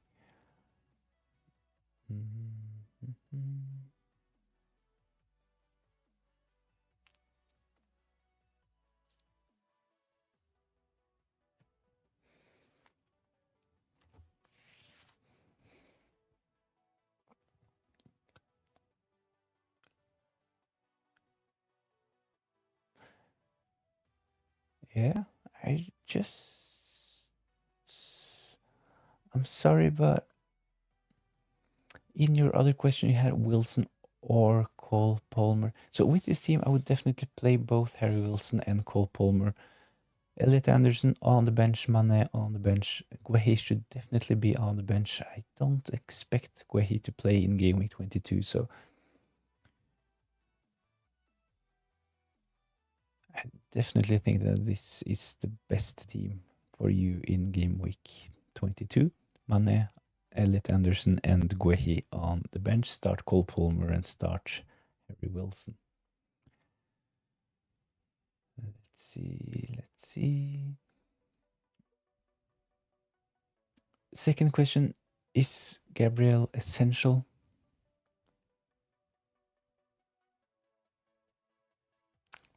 He's actually close to being essential, so I don't expect Gabriel to get double-digit returns every game week, but the thing is that he is kind of fixture-proof, so at that price, 6.7, he is probably one of the best value assets in the game at the moment. Playing for the best defense, can pick up defensive contributions and big attacking threat.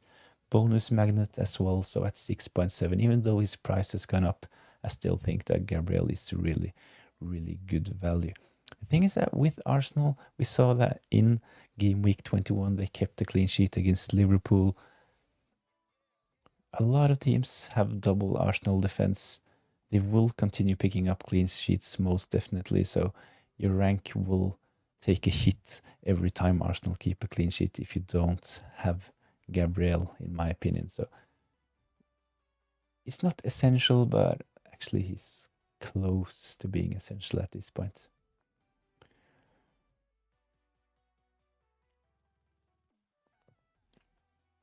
Lefebvre was first penalty shooter in the FA Cup last weekend and scored. I actually missed that one. So he kept penalties. I would definitely start him then if he's still on penalties. I just remember the cheeky Panenka where he missed in game week. Was it game week 20 or game week 21? I think it was 21, right?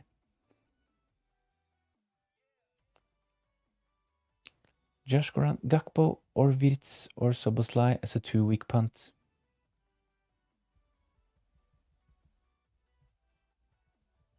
I think probably Wirtz.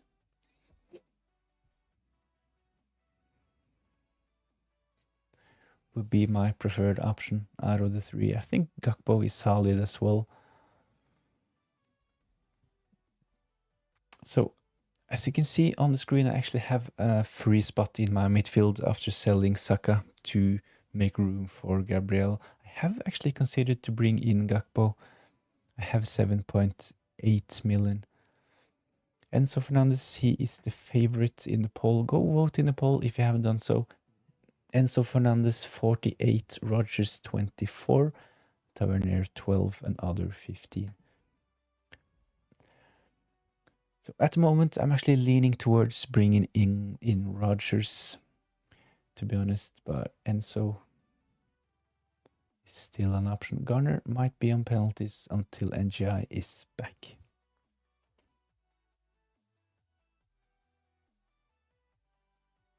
I think Garner is a solid option.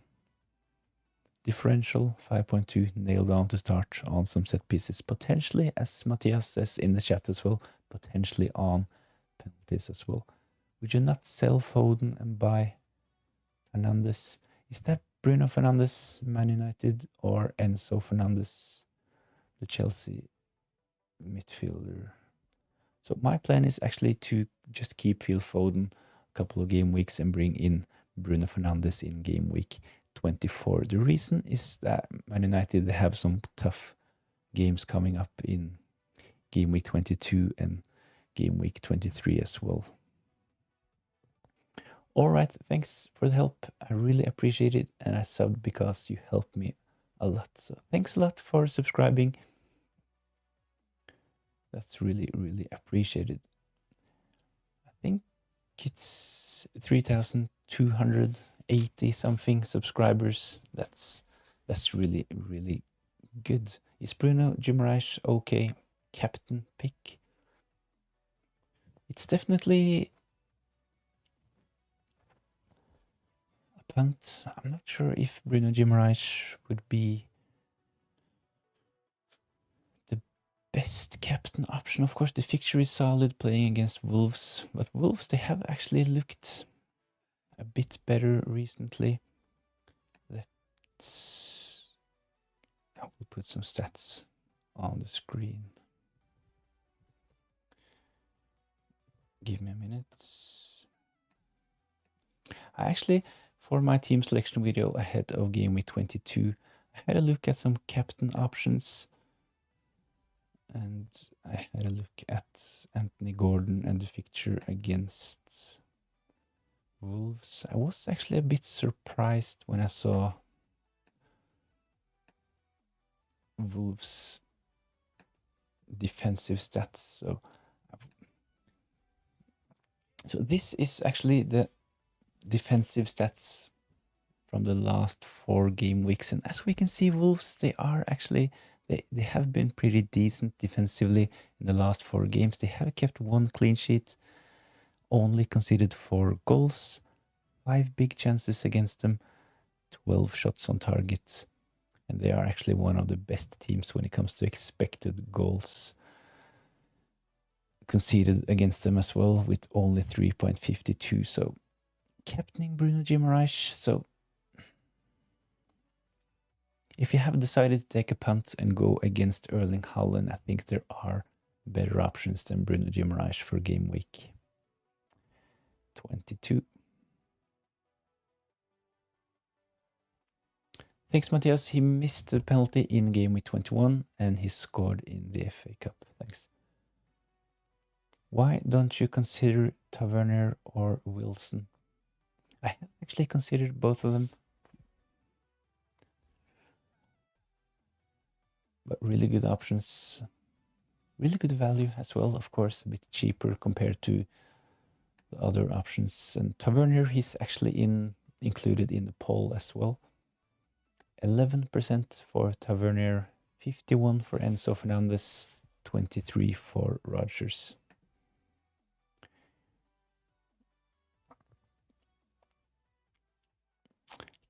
Could we expect an upset from Newcastle assets upon Wolves recently having picking up points? I think there is an opportunity for this, to be honest. So the picture looks really, really good on paper. Of course, Wolves, they have been one of the teams that we have targeted so far this season. But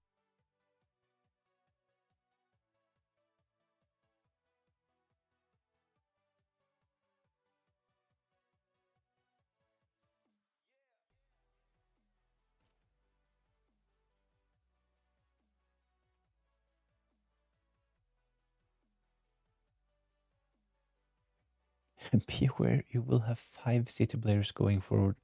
Then you 2 next transfers will have to include selling Man City assets. I'm not sure. Of course, this will look cool, but I'm not sure if this is a really good strategy. I would try to avoid having 5 Man City players. So even though it's possible with Semenyo, possibly Guehi as well, but for FPL, it would be cool as mentioned, but I'm not sure if this is the best strategy. So if you have other players that gets injured or suspended, you cannot sell them. Your first priority would be to sell 2 of your Man City players before you can sell any other player.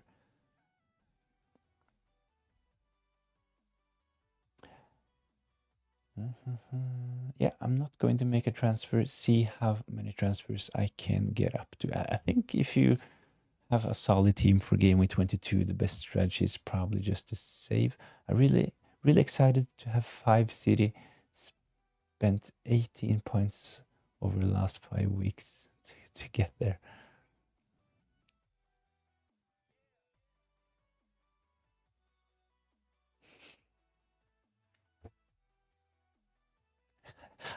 I'm not sure if I have seen this before, 5 players from the same team in FPL. I have seen 4 on several occasions, but 5 players from the same team. I admit that would be pretty cool. The best wildcard midfielders and forwards. The thing is that I think there are some really good midfielders at the moment, but not that many good forwards. I think Holland should be included. Calvert-Lewin is solid. I think Watkins is a good option as well. You can, of course, go for Igor Thiago.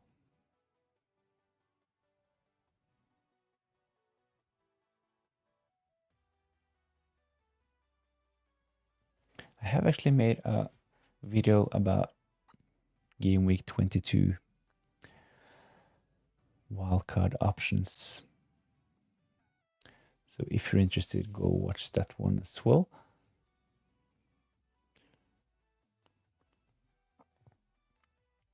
It might be an advantage in game week 23. 23, I'm going for a bench boost. Rice captain. So if you're chasing and if you're ready to take a punt and go against Erling Haaland in game week 22, Rice it's not the worst option. All it takes for him to get a double-digit haul is probably 1 attacking return. So you will most probably pick up defensive contributions, right? Possibly a clean sheet. 2 points for playing, 1 for a clean sheet. So 5 points. And with 1 attacking return, it's possibly bonus points. So it's not the worst idea to captain Rice, but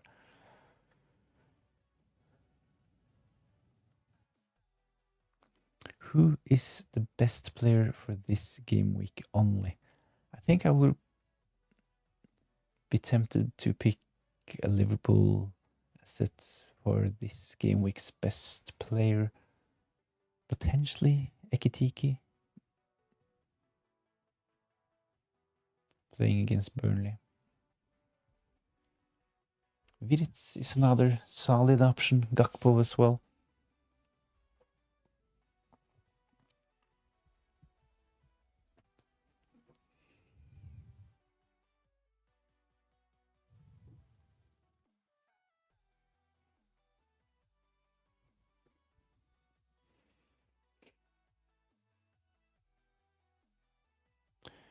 I thought about it more and I came to the conclusion that I would regret wildcarding more than I would regret not wildcarding. So I'm looking to sell Cunha or Dalot.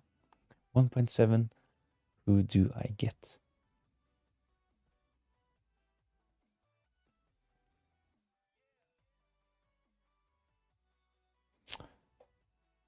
Probably something like Dalot to cash, potentially Chalobah.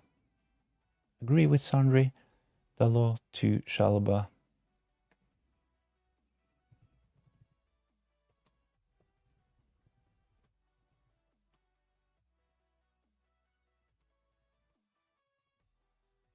Don't really remember if you have Igor Thiago, you can avoid having Igor Thiago play against Chalobah and go for cash potentially this game week. So did you do the batch?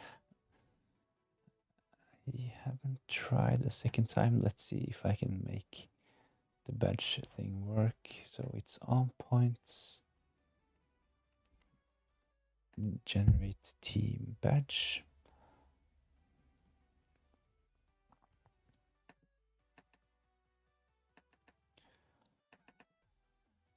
I'm not sure why, but I'm not able to like continue from this. Oh, sorry.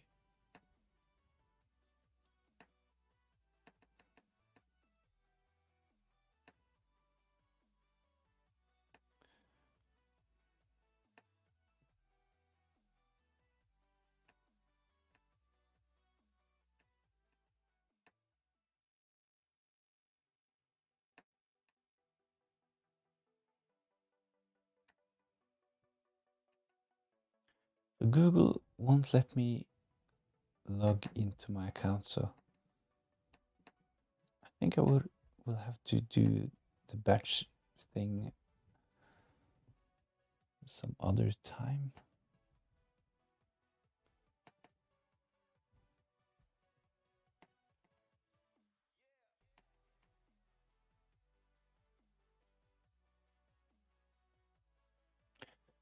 So I have tried to refresh a couple of times as well, so let's try one last time. Generate team badge.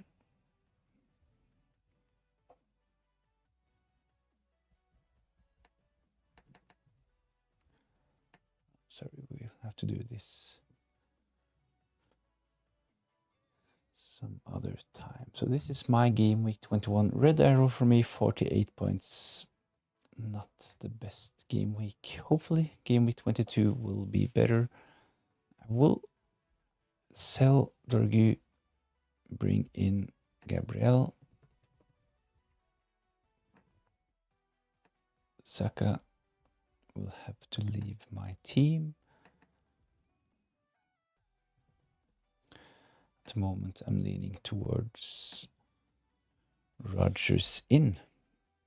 Wilson or Enzo Fernandez, would you have both? I think both are good options. I don't have any of them at the moment, but if I had more free transfers,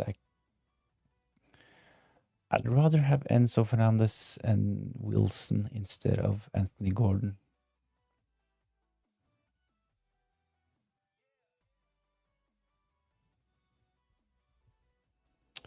Final question. Haaland Ekitike captain tomorrow, as I'm gonna watch City. I'm thinking cheering on Haaland, but I feel Ekitike Burnley should be better. I think that if you have a feeling that Ekitike will do well, so it's like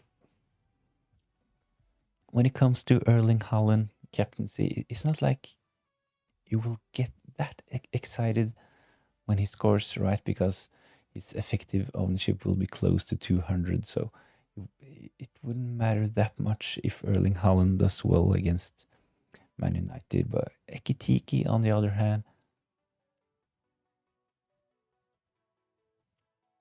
so at least the fixture is lovely for Liverpool. So I think that if you have Ekitike, if you're willing to take a risk, I think that he is a really exciting captain punt for game week 22.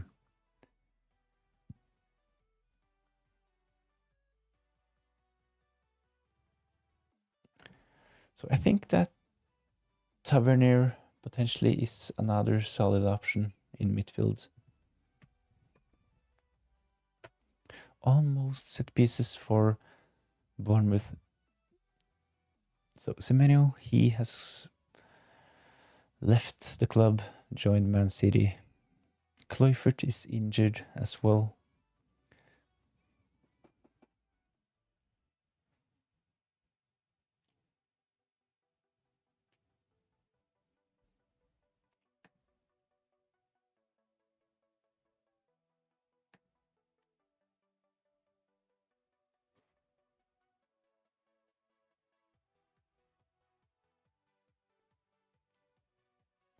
Brilliant, great points. Thanks. I'll subscribe. Thanks so much for subscribing.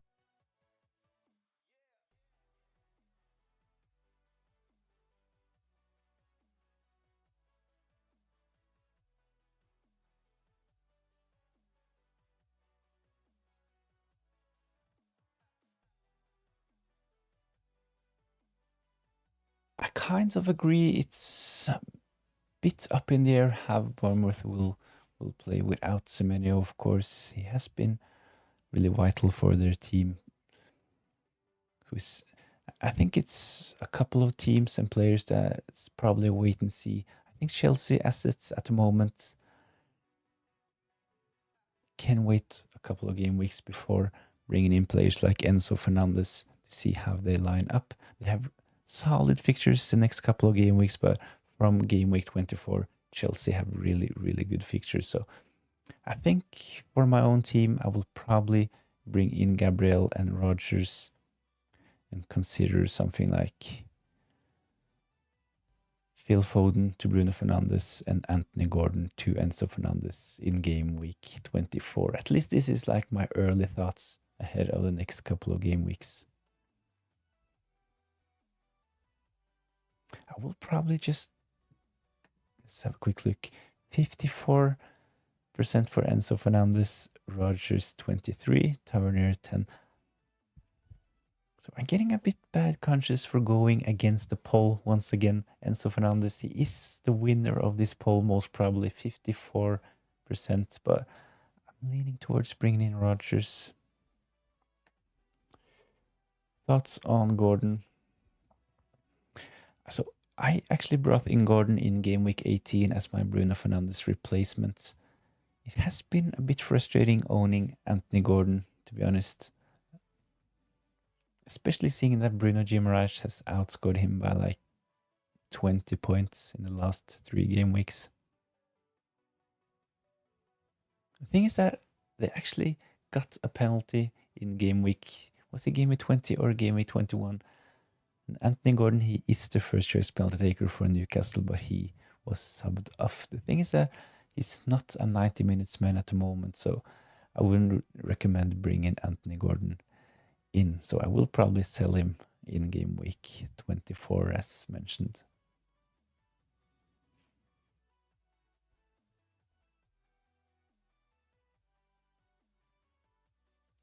I also chose Gordon over Rodgers and regretting it. Yeah. I think since I brought in Anthony Gordon in game week 18, I think he has had 2 goals ruled out by VAR.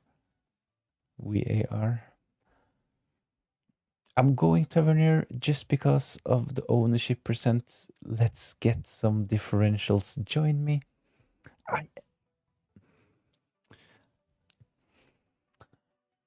I am a bit tempted.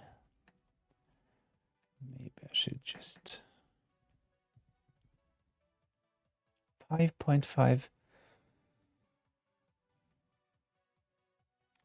total points 86. I think Rogers had 101, so it's only 15 points between them so far this season.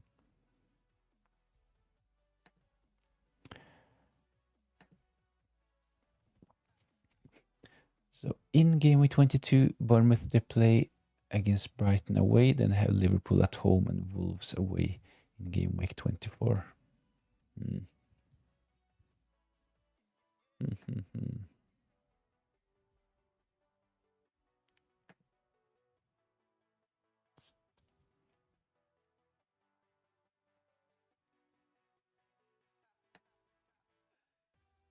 2.5% ownership. So maybe this is...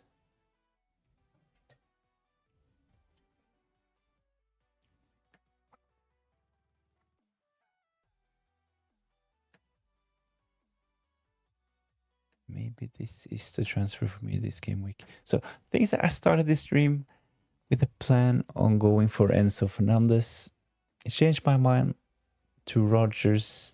Now I'm actually really tempted by Tavernier. 1 Shirky and Cunha to Enzo Fernandez and Rogers. Shirky and Cunha to Enzo and Wirtz. Shirky and Cunha to Wilson and Bruno Fernandes. Sorry for spamming. No worries, Philip. Thanks for joining in. I think Bruno Fernandes potentially can wait until game week 24. Enzo Fernandez, Rogers, both really good options. I have considered both of them. As mentioned, I started this stream considering to bring in Gabriel and Enzo. I've started to think that Enzo Fernandez potentially can wait until game week 24, same as Bruno Fernandez. So I have been on Gabriel and Rogers for like at least 1 hour, but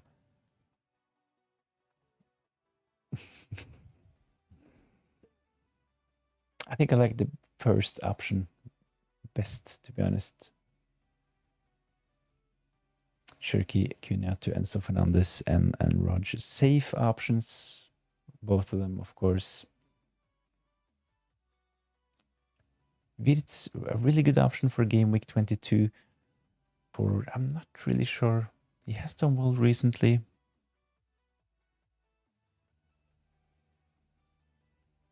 Bruno Fernandez, of course, he will save a transfer. I think he will be a really, really popular transfer in game week 24. So we will potentially save a transfer down the line, but I don't really rate the next couple of fixtures for Man United. So playing against Man City in game week 22, and then they have Arsenal away, probably the toughest game of the season in game week 23. So I think Bruno Fernandes potentially can wait. When is the next live stream? I think the next one will potentially be... When is the next deadline? It's next Saturday, right? I always have a Q&A like this the night before every deadline. So at least I will have the next stream. Let's take a quick look. Game week 23, it's on Saturday. So on the 23rd of January is definitely the next one. I'm not sure if I'll be able to have one tomorrow. If I'll do a deadline stream tomorrow, it will be really, really early because I have some other things to take care of tomorrow.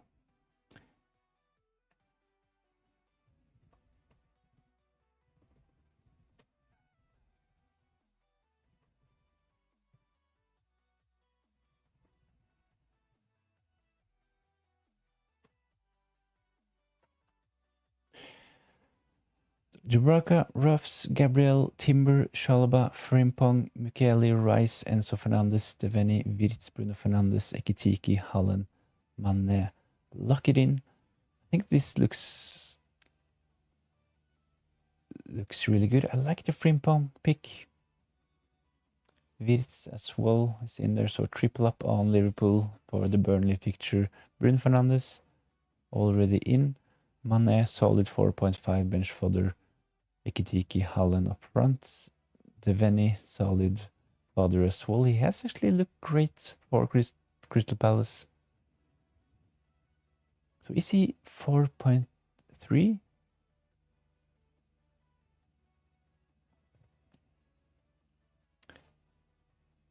The best triple up with Gabriel, Timber and Rice. Lock it in. It's a yes from me. Who are you gonna captain? Most probably Erling Haaland for me this game week. I think if I had Ekitiki, I would really consider giving him the armband this game week, but I don't really have any other strong options. It would probably be Saka or Rice, but I will most probably sell Saka ahead of the deadline, so it will most probably be Erling Haaland for me. A bit boring, of course, but I don't really have any other solid options.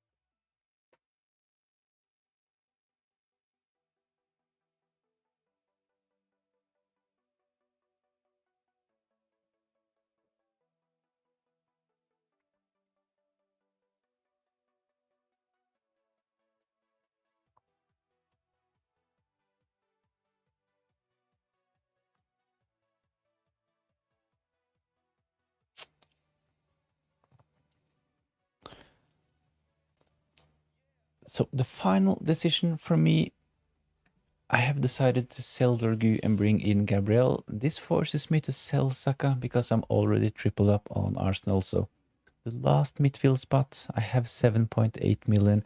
I started the stream, as mentioned, by thinking about bringing in Enzo Fernandez. I changed my mind. I have had Rodgers in, but at the moment I'm actually really tempted by Tavernier. 2.5, only priced at 5.5 million, 2.5% ownership.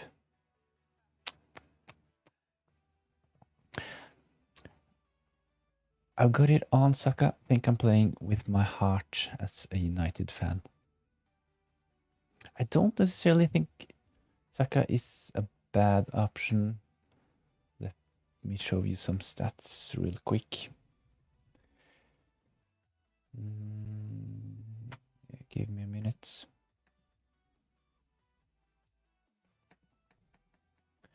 Let's have a look at the Saka captaincy.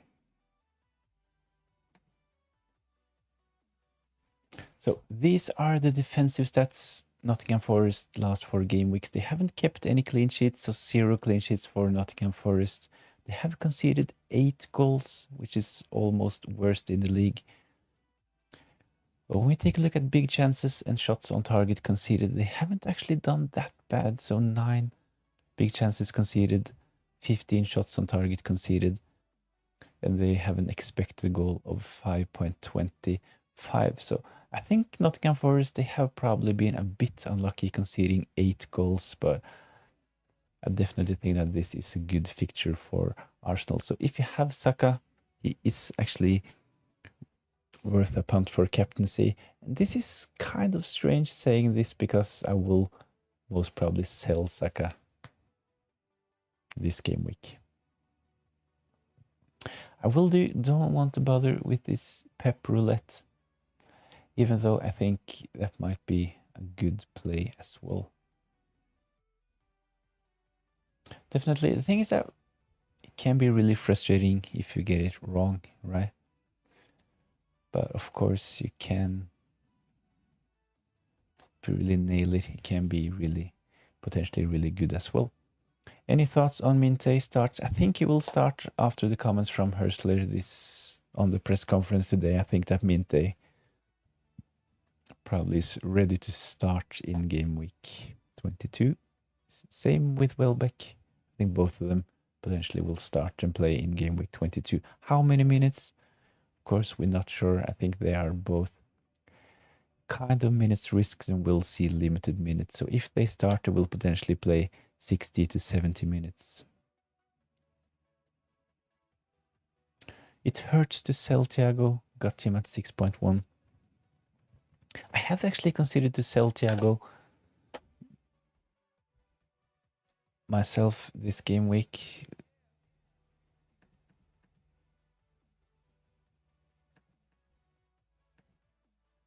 The thing is that if I go for Tavernier in midfield, I can potentially sell Thiago and bring in Ekitiki.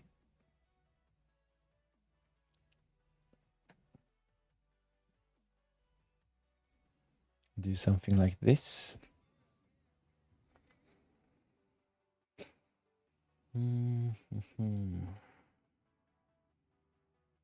This is probably one of the game weeks where I can't really remember being this unsure about my next transfers ahead of a game week. So I'll risk it. I think definitely a solid option.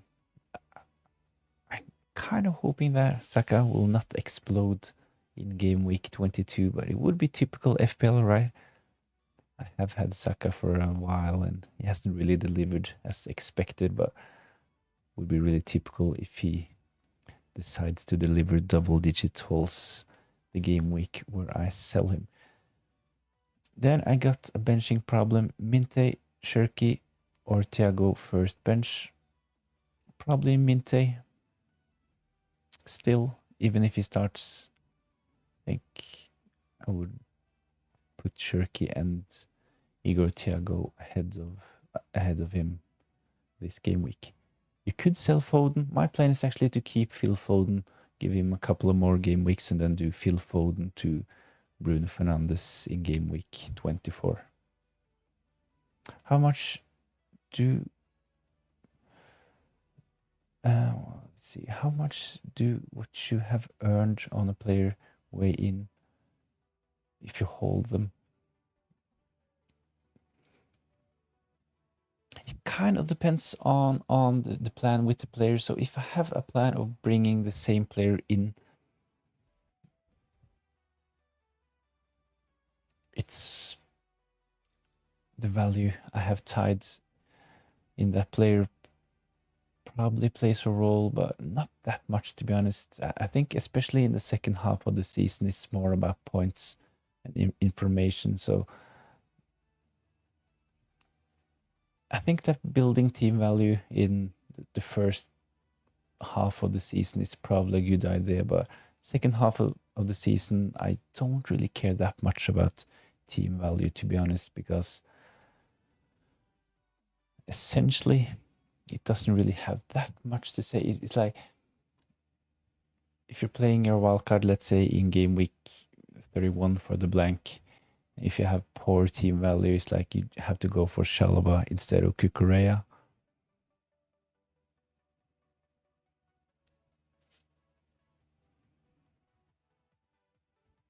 Of course, that's just an example, but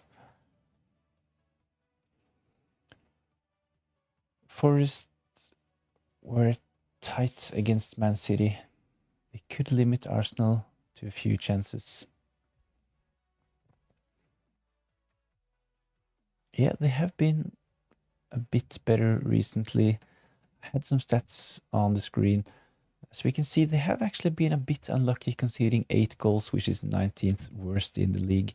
They have only conceded 9 big chances, 15 shots on target, and they only have an expected goal of 5.25. So mid-table for big chances, shots on target.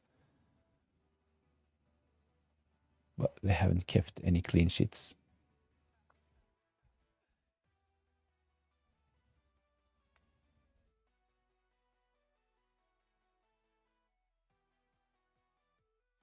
The thing is that I will show you one more of the captain selection stats. And if you're interested in watching my team selection video where I go through those captain selections and take a look at their opponents, I make weekly videos talking about those graphics. But I will show you another one as well. I was a bit surprised when I saw this.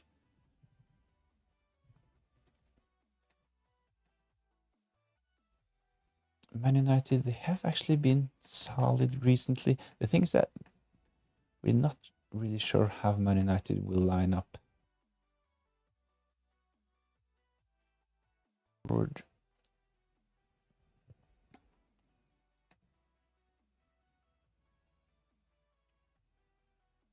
So this was a surprise to me, at least. Man United, they have kept 1 clean sheet, only conceded 4 goals, only 4 big chances against them, 11 shots on target, and they actually are second when it comes to expected goals conceded, only 3.48.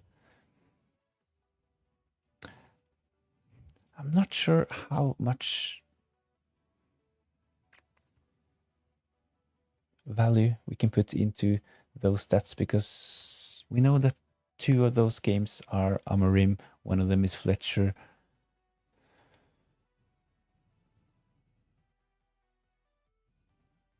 And playing against Man City is, of course, it's a derby, and I think Man City will do well against Man United in game week 22. I sold Raya last week since I wanted another Arsenal spot. I was planning to buy Rice this week, but I only have 1 transfer and my squad looks decent. Would you buy Rice or build up transfers? It kind of depends which midfielder you're considering to sell to bring in Rice. But at this point, I definitely think that saving up transfers is a really good idea. I think they could be really valuable in game week 24, where we have some fixture swings for teams like Man United, Chelsea, Aston Villa, even Bournemouth have some good fixtures from around game week 24. So saving a transfer, really good option, but I really like Rice. So it kind of depends, as mentioned, which player you're selling to bring him in.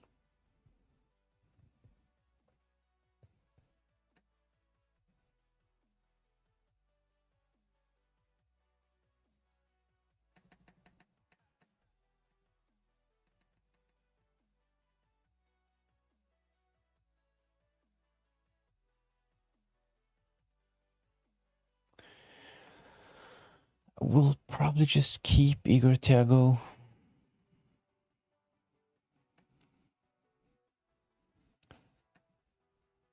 Jorge out. Gabriel in. Saka out. Rodgers. Or Tavernier.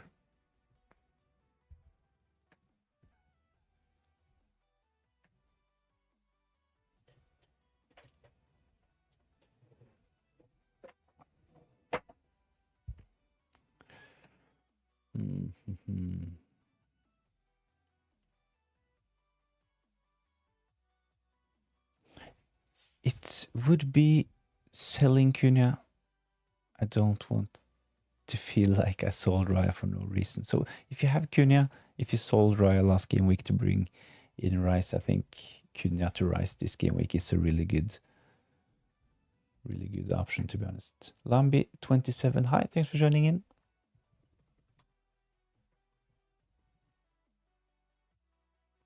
I think I would do Cunha to Rice if you have an available Arsenal spot, definitely. Why not sell Jared Bowen to Ekitike instead of Thiago?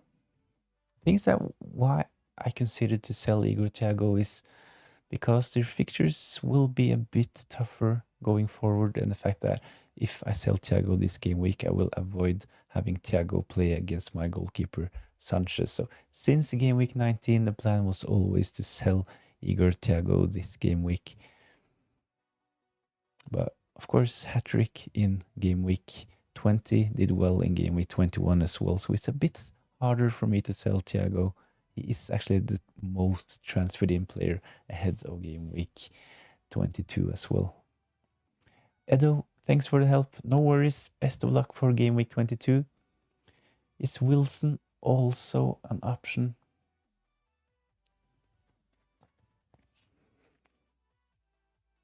Wilson is, of course, an option. I could go Harry Wilson, but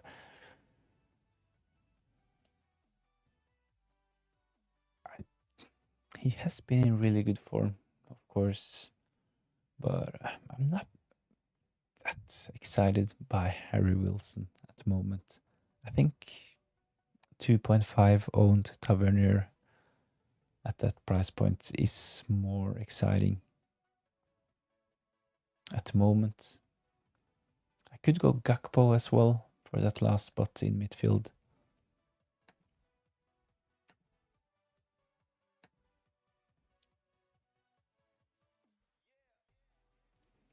In what areas has the most value right now in which we should be heavily invested? Defense, midfield, or forwards? What areas have the most value? It's definitely not forwards. It's between midfielders and defenders. But for me, I think that going for a 3-5-2 or a 4-4-2 possibly is the best formation in the next couple of game weeks. There are a lot of good midfielders, especially if Enzo Fernandez looks good for Chelsea going forward.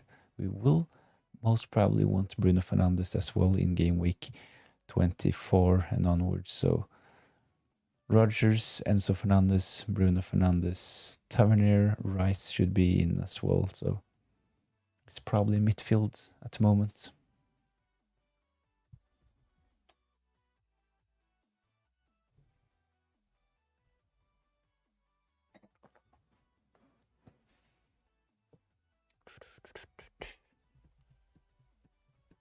So Enzo Fernandez, he is the leader in the poll. I started this stream with an idea of bringing in Enzo Fernandez, but I think I have decided to wait a couple of game weeks before bringing in more Chelsea assets and give them a couple of game weeks to see how they line up under the new manager. Rodgers, really tempting.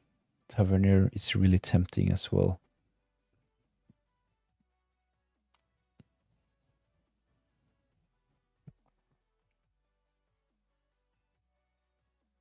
I think I will just go for...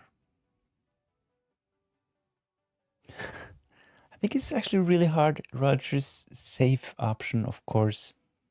He is owned by like 33% of FPL managers at this point. So it's not a differential.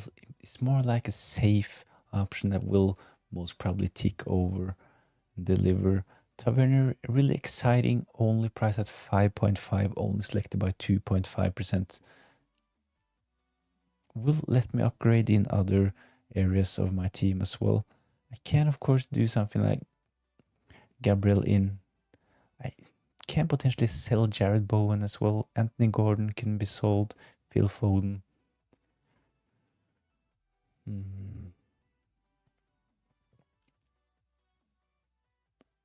I said this earlier on the stream. I'm not sure.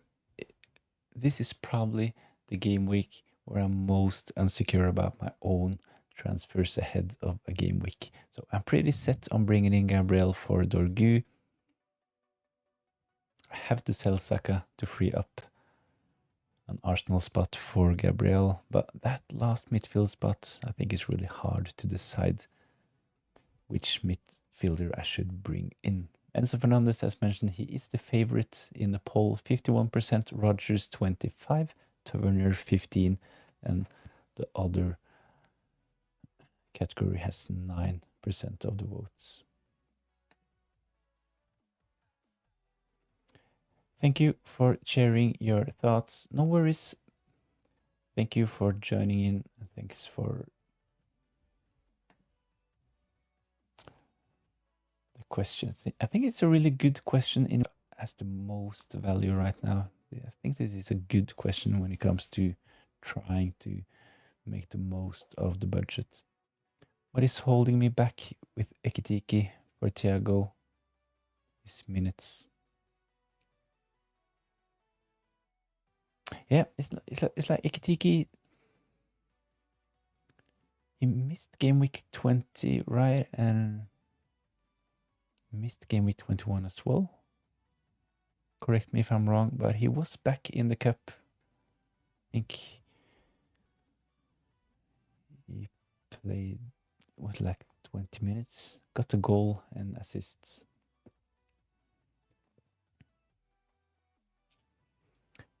But of course, if Liverpool, if they are 3-0 up, Ekitike can potentially be one of the players that will see some reduced minutes in game week 22 because of the recent injury. Of course, this is one of the reasons why I will probably just keep Thiago myself. So as mentioned, in game week 19, my plan was to sell Thiago and bring in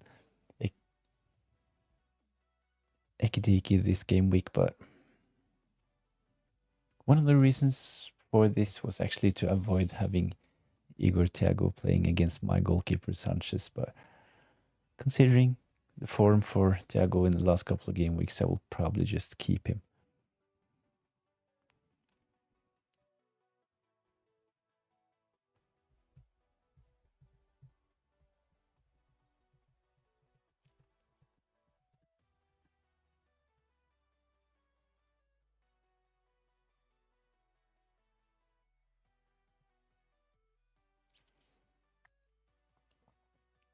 We'll probably just play it safe and go for Rodgers.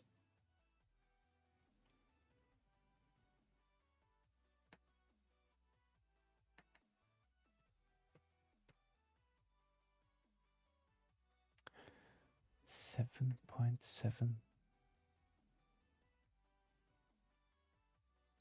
32% owned.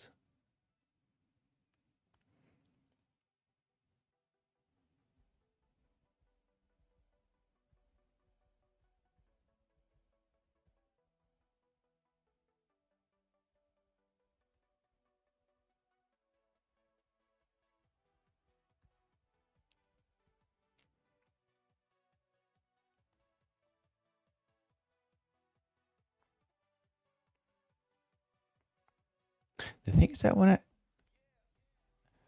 looking at Rodgers' history so far this season, he has actually scored 3 braces.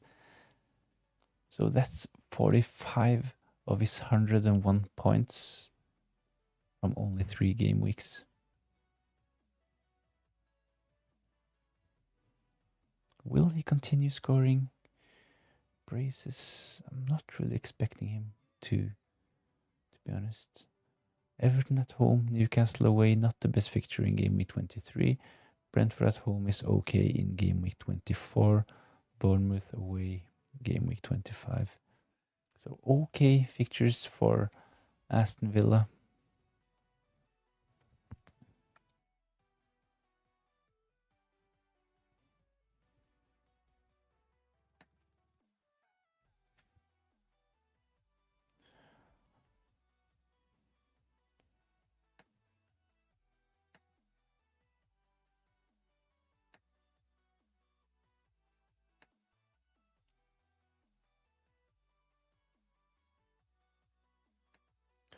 I will probably end up doing this. I'm thinking about Cunha 2, Wilson, Enzo, or Tavernier. Already own Bruno Guimaraes, Saka, Rice, and Phil Foden. Rolling is an option too. In 24, I want to bring in Bruno Fernandes, maybe Munoz for Foden, and O'Reilly. Current rank 64. That's a really good rank. 64 in the world. Wow, that's decent. I'm thinking about Cunha, 2, Wilson, Enzo, or Tavernier. So 3 of those options that I have considered, but I'm actually leaning towards Rodgers.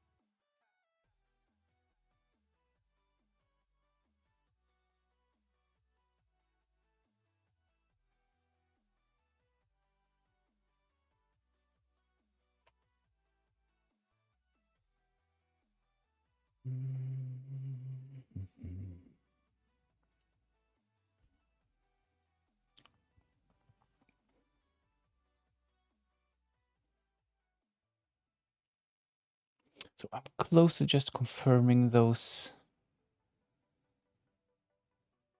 moves, to be honest.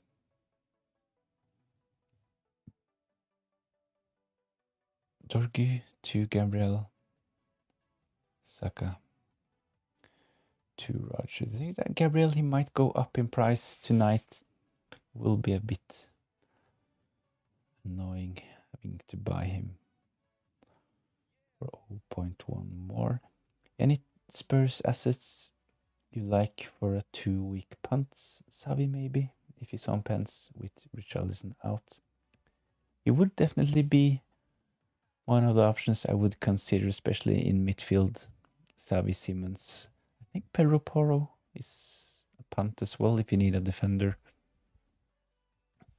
He has been taking some set pieces for Spurs recently, but those are good moves. Rodgers.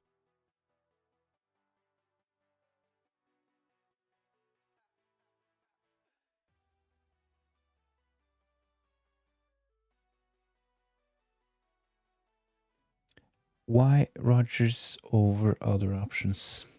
Well, this is what I have been thinking about all evening, to be honest. I started the stream with a plan to bring in Enzo Fernandez. I think I have decided to give Chelsea and Enzo Fernandez a couple of game weeks to see how they line up with the new manager.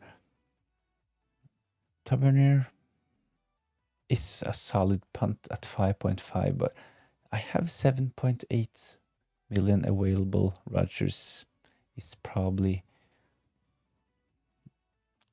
a bit better.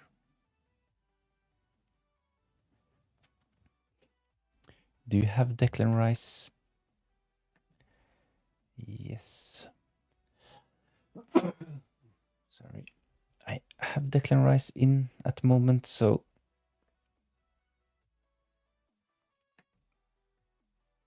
this is my team at the moment.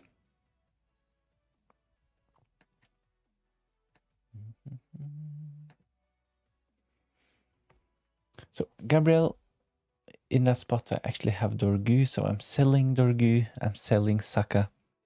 Need to sell Saka to free up an Arsenal spot for Gabriel. I have 7.8 million for a replacement in midfield. Lambi, thinking about Enzo Fernandez. And let's see, Harry Wilson, Tavernier, all of them good options. I have considered all of them, but at the moment I'm leaning towards Rodgers. I have the same problem. That's why I might roll and have 4 free transfers in game week 24. Consider this like a semi wildcard. I think this probably is a really good idea. Save a couple of transfers heading into game week 24 and bring in players like Bruno Fernandes and the Chelsea assets that looks to be the best options. I have read on X that Cucurella potentially can be a really good asset with the new manager as well. So it will be really interesting to see how they line up and play in the next couple of game weeks. Sonny, happy Friday, man. Good luck this game week.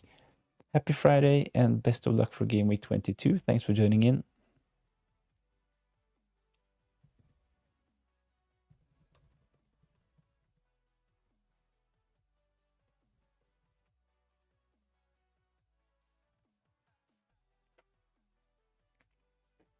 I think I will just confirm the Rodgers move, even though Lambi27 might be a bit upset, considering all of those other options like Enzo Fernandez, Tavernier. And so he is actually the favorite in the poll as well. 52%, Rodgers 25%, Tavernier 14%. But at the moment, I think I'm leaning towards Rodgers. Rodgers in.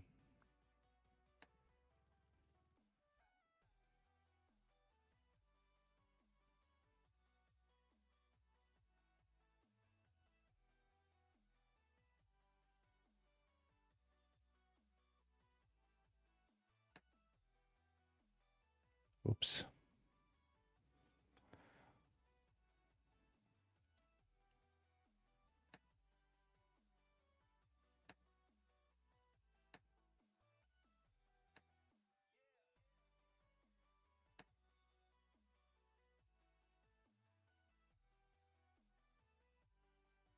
Transfer is confirmed.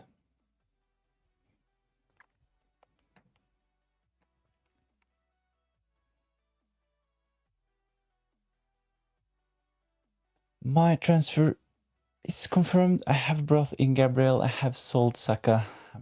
Gabriel is in for Dorgu.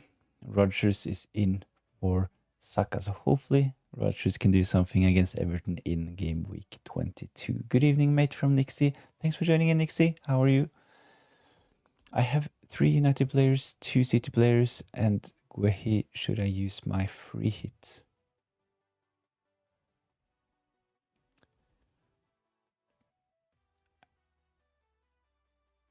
So in the first half of the season, I definitely would say go ahead, use the free hit. The thing is that in the second half of the season, the free hit can be really valuable to save and use in a blank game week like game week 31. But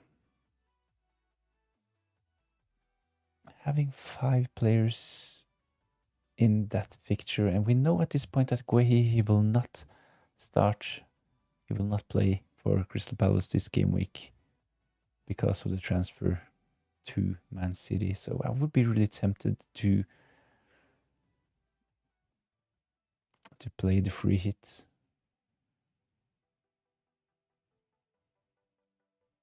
Two City players. I think that if all of those players are attackers, you can potentially just play all of them and save the free hits, I'd say. Irish Peter, thanks for joining in. Are you ready for game week 22? I'm really excited for the game tomorrow, to be honest. Man United against Man City, kicking off game week 22. It feels like forever since game week 21 ended, so I'm really ready for a new weekend with FPL action. I'm good, mate. Hope you have a good weekend.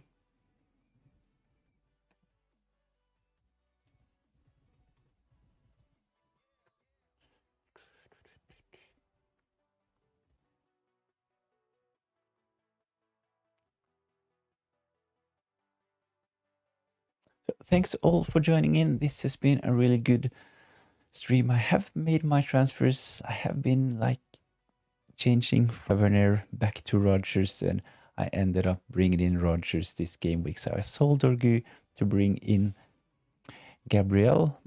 I had to free up Arsenal spot, so I sold Saka and I brought in Rodgers. So hopefully Rodgers can deliver going forward. This is actually the second time this season I own Rodgers. He was kind of a disappointment in the first half of the season where I had him. It was like from game week 3 to game week 7 or 8. But hopefully he can continue delivering. I had a look at Rodgers' history so far this season. He has actually scored 3 braces, 2 goals in 3 different games. Hopefully this can happen against Everton in game week 22. So my team for game week 22, I will have Sanchez play against Igor Thiago. This is not ideal. This is something I usually try to avoid. So my goalkeeper will play against my forward. So one of them will most probably cancel each other out, but it is what it is. So I will have Van Hecke play against Bournemouth, Gabriel and Timber double up against Forest. In midfield, Phil Foden against Man United, Rice, Rodgers, Anthony Gordon. Up front, Thiago, Erling Haaland and Jared Bowen. So hopefully this is good enough for a green arrow in game week 22. So thanks all for joining in. Remember to give the stream a like if you're interested in watching my team selection videos. That would be great support to the channel, so they're available on the channel. If you haven't done so already, please consider subscribing to the channel. I always have Q&As like this the night before the deadline, so if that's something that sounds interesting, go ahead and subscribe. Best of luck for game week 22 and have a lovely weekend.